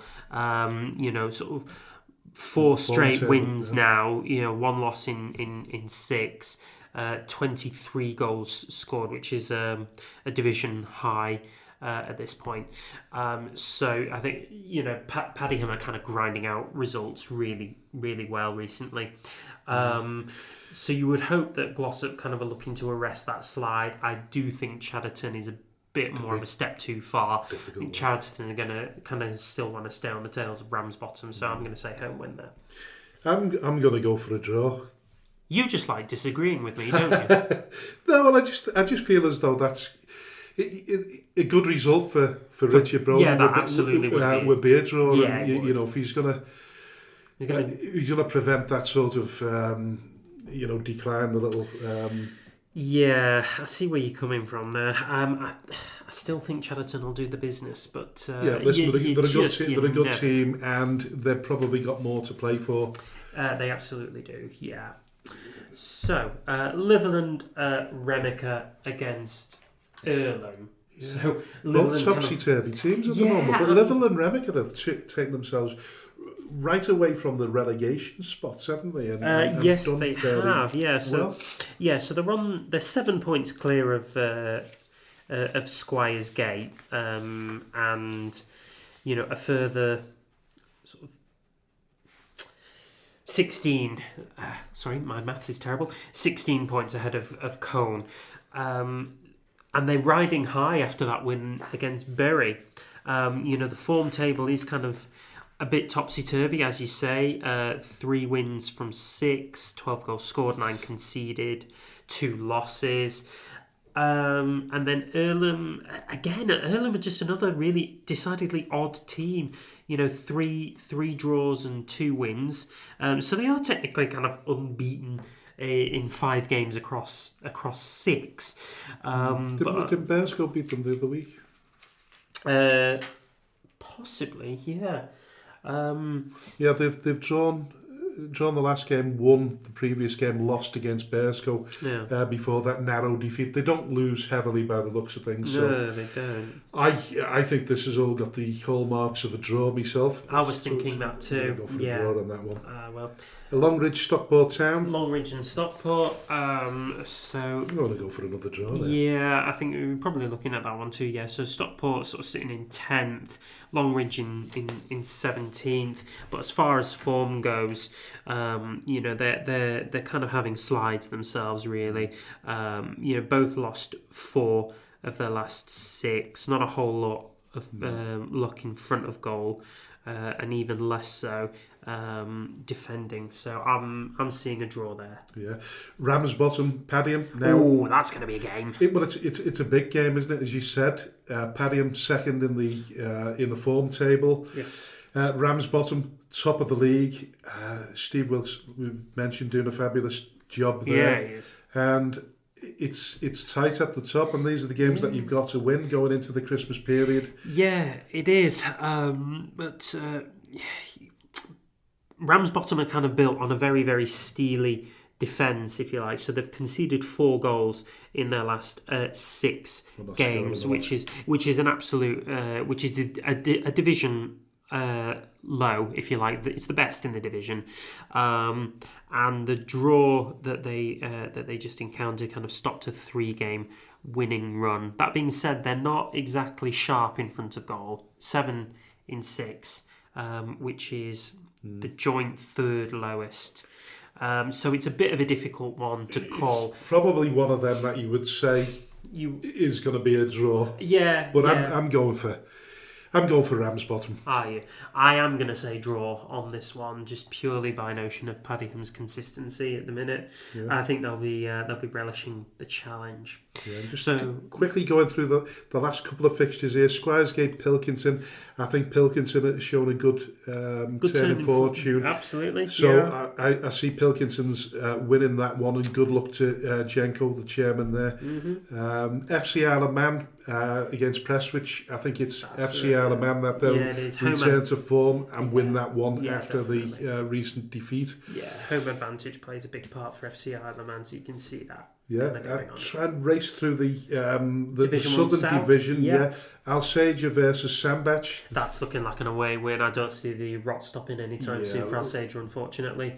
Yeah, Barton, Asheville. Barton versus Asheville. That's a bit of a close one to call, really. They were 11th and 13th as far as form goes. They're both. Barton got 1 win in 6. Asheville have got 2.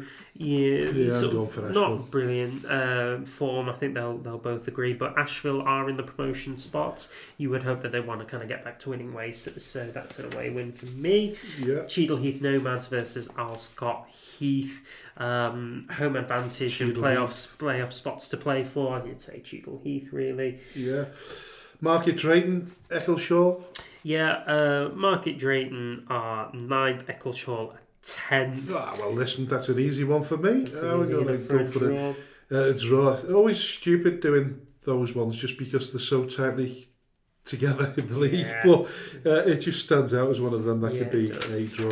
Stafford Town versus Foley. Listen, they've had a bit of an uprising fortune, Foley, but Stafford Town all. The consistency is just there for Stafford. It's a home win for me. Yeah, we'll have to get somebody on from Stafford.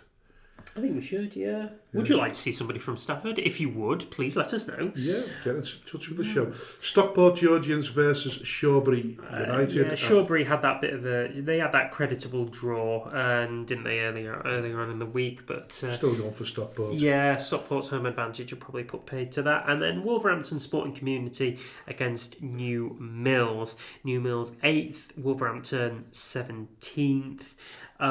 You'd probably look at that being a bit of an away win, really. I'm going for a draw. All right. Yeah, just to be controversial. Just to be irritating. Right, and then with the one that you all wanted to hear about. The First Division North. Yeah. Our division. Yeah. Listen, it's a fantastic, really competitive division, far more competitive than I thought it would be. Yeah, we've had a great season in this division. Listen, anybody, what we've proven is anybody can beat anyone on their day, absolutely. So we'll kick things off by going to Brocksteeds Park. Ashton Athletic against Holker Old Boys. Holker had that shock in midweek when they played Route 1. Ashton, a bit of a topsy-turvy one. I'd probably say a draw. An away win for Holker. Just they'll be desperate to kind of get back to winning ways sooner rather than later. Yeah, I think you're right there. I'm definitely going with Holker for that one as well. Although I'm hoping they'll continue the bad form before we meet them next week. Yes, please. Thank you. Yeah. Daisy Nothing Hill. personal. No, sorry guys. No. I'm sure it was nothing personal when you decided to put 9 past us, but there you go. Daisy Hill at home to AFC Blackpool. Daisy Hill, another team that's had a bit of a dip in fortunes recently, dropped down to 11th in the table. Whereas AFC Blackpool, obviously, I know they've had that bit of a dip, but otherwise, you'd say an away win here. Yeah, definitely. AFC Blackpool, they're doing really well.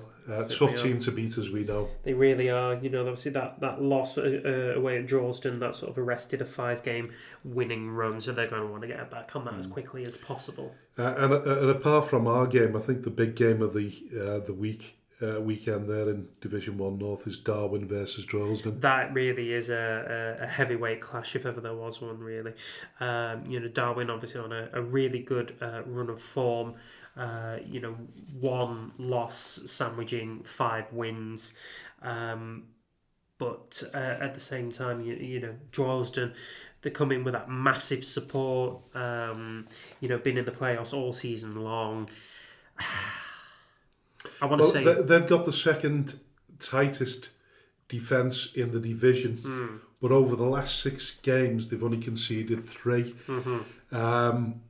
Darwin score a lot of goals, but I think Droylsden have probably got the best defence in the league. Yeah.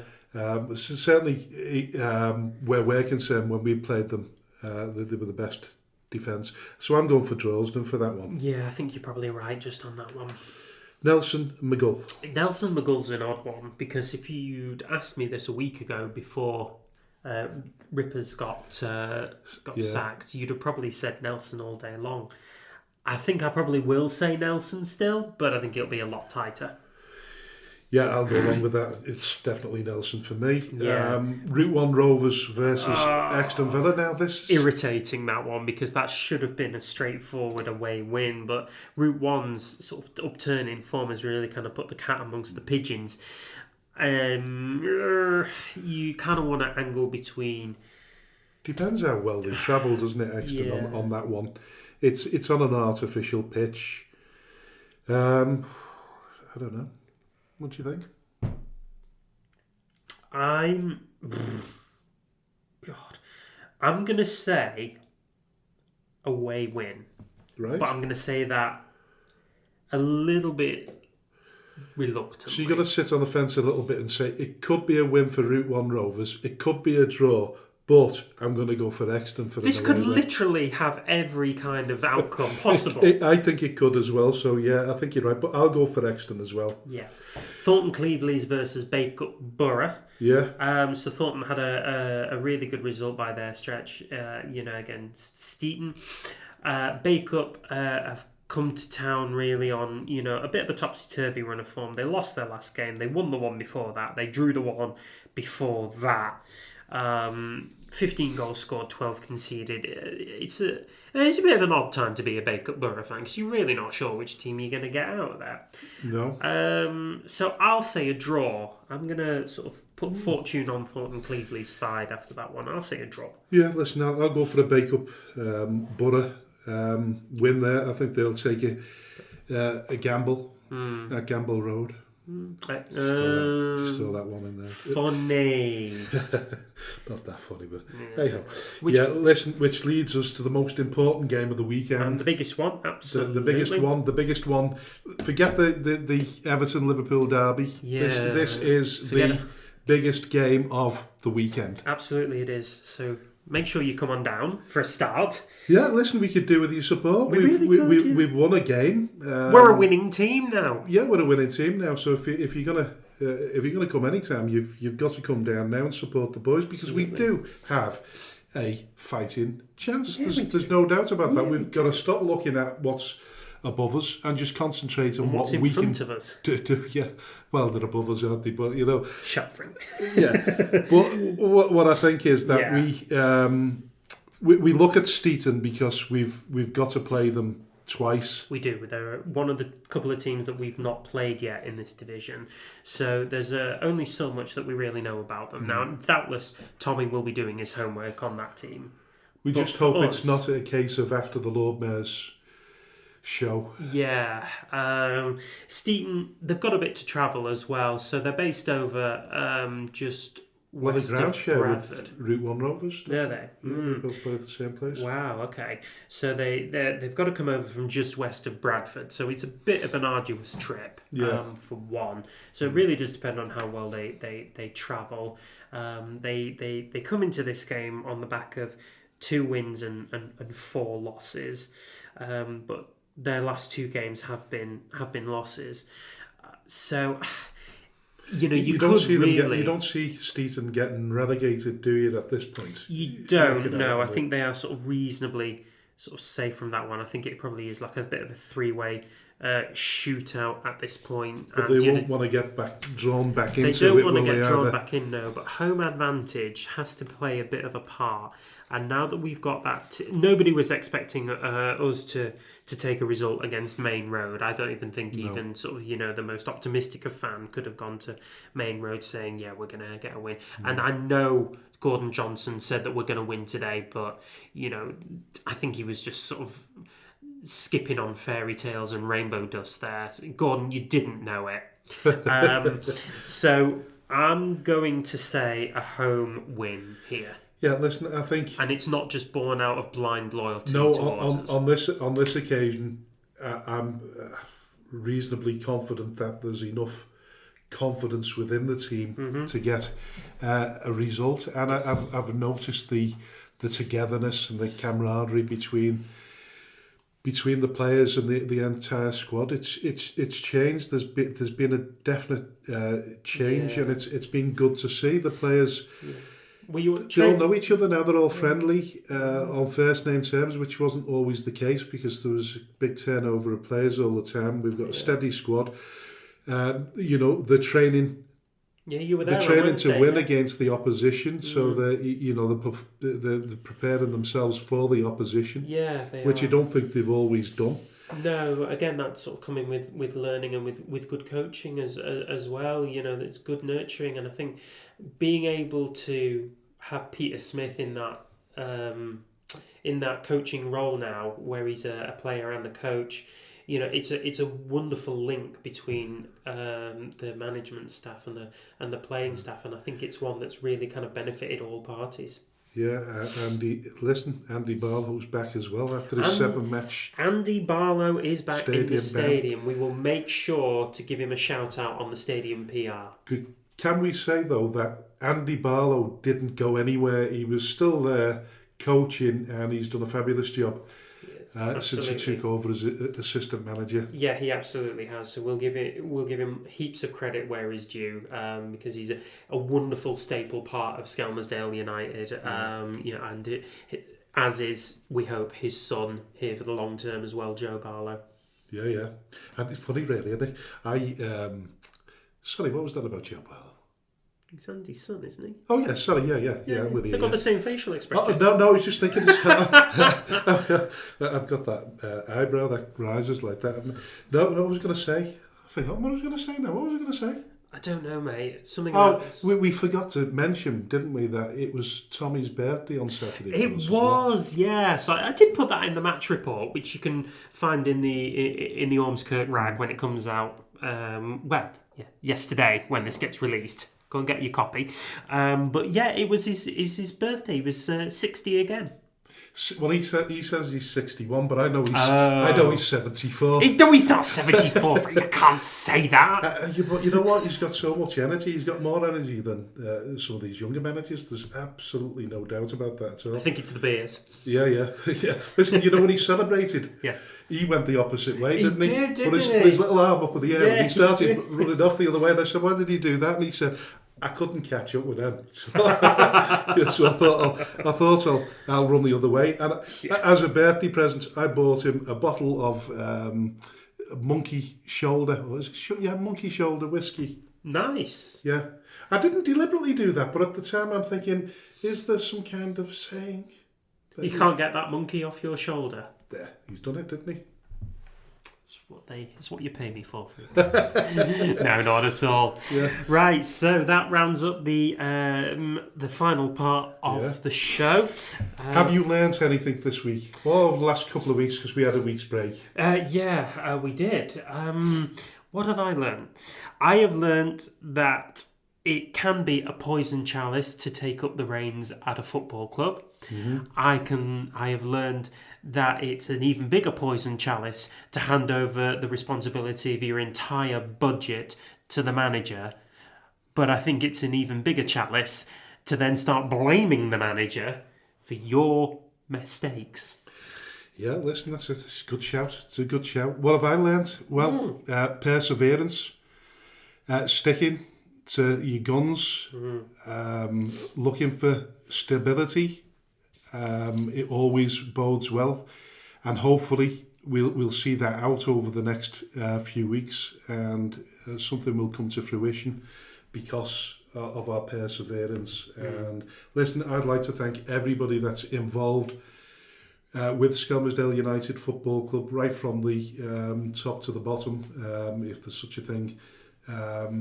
Listen, we've had an awful lot to put up with them. As we mentioned before, Derek mentioned to me a while back. He said, "Listen, are we gonna win before I pop me clogs?" And that's what we do it for. That's why we're involved in the football club. You know, protecting a legacy and having a little bit of hope for the future. So I've learned to stick by your friends and your principles, and to carry that forward. And I'll leave the final words to AJ, as I normally do. This has been the Speaking Frankly Football Show with me, AJ Viget, and Frank Hughes. Please remember to like and subscribe to the podcast on whichever platform you get your podcast from, to be one of the first to hear when a new episode has been released. You can find us on Amazon and Apple and Spotify. So please remember to check out our pages as well on our social media sites, including X, where the tagline is Speaking Frankly. Thank you very, very much for listening to us, and we will see you next week with another episode of the Speaking Frankly Football Show. Bye-bye for now.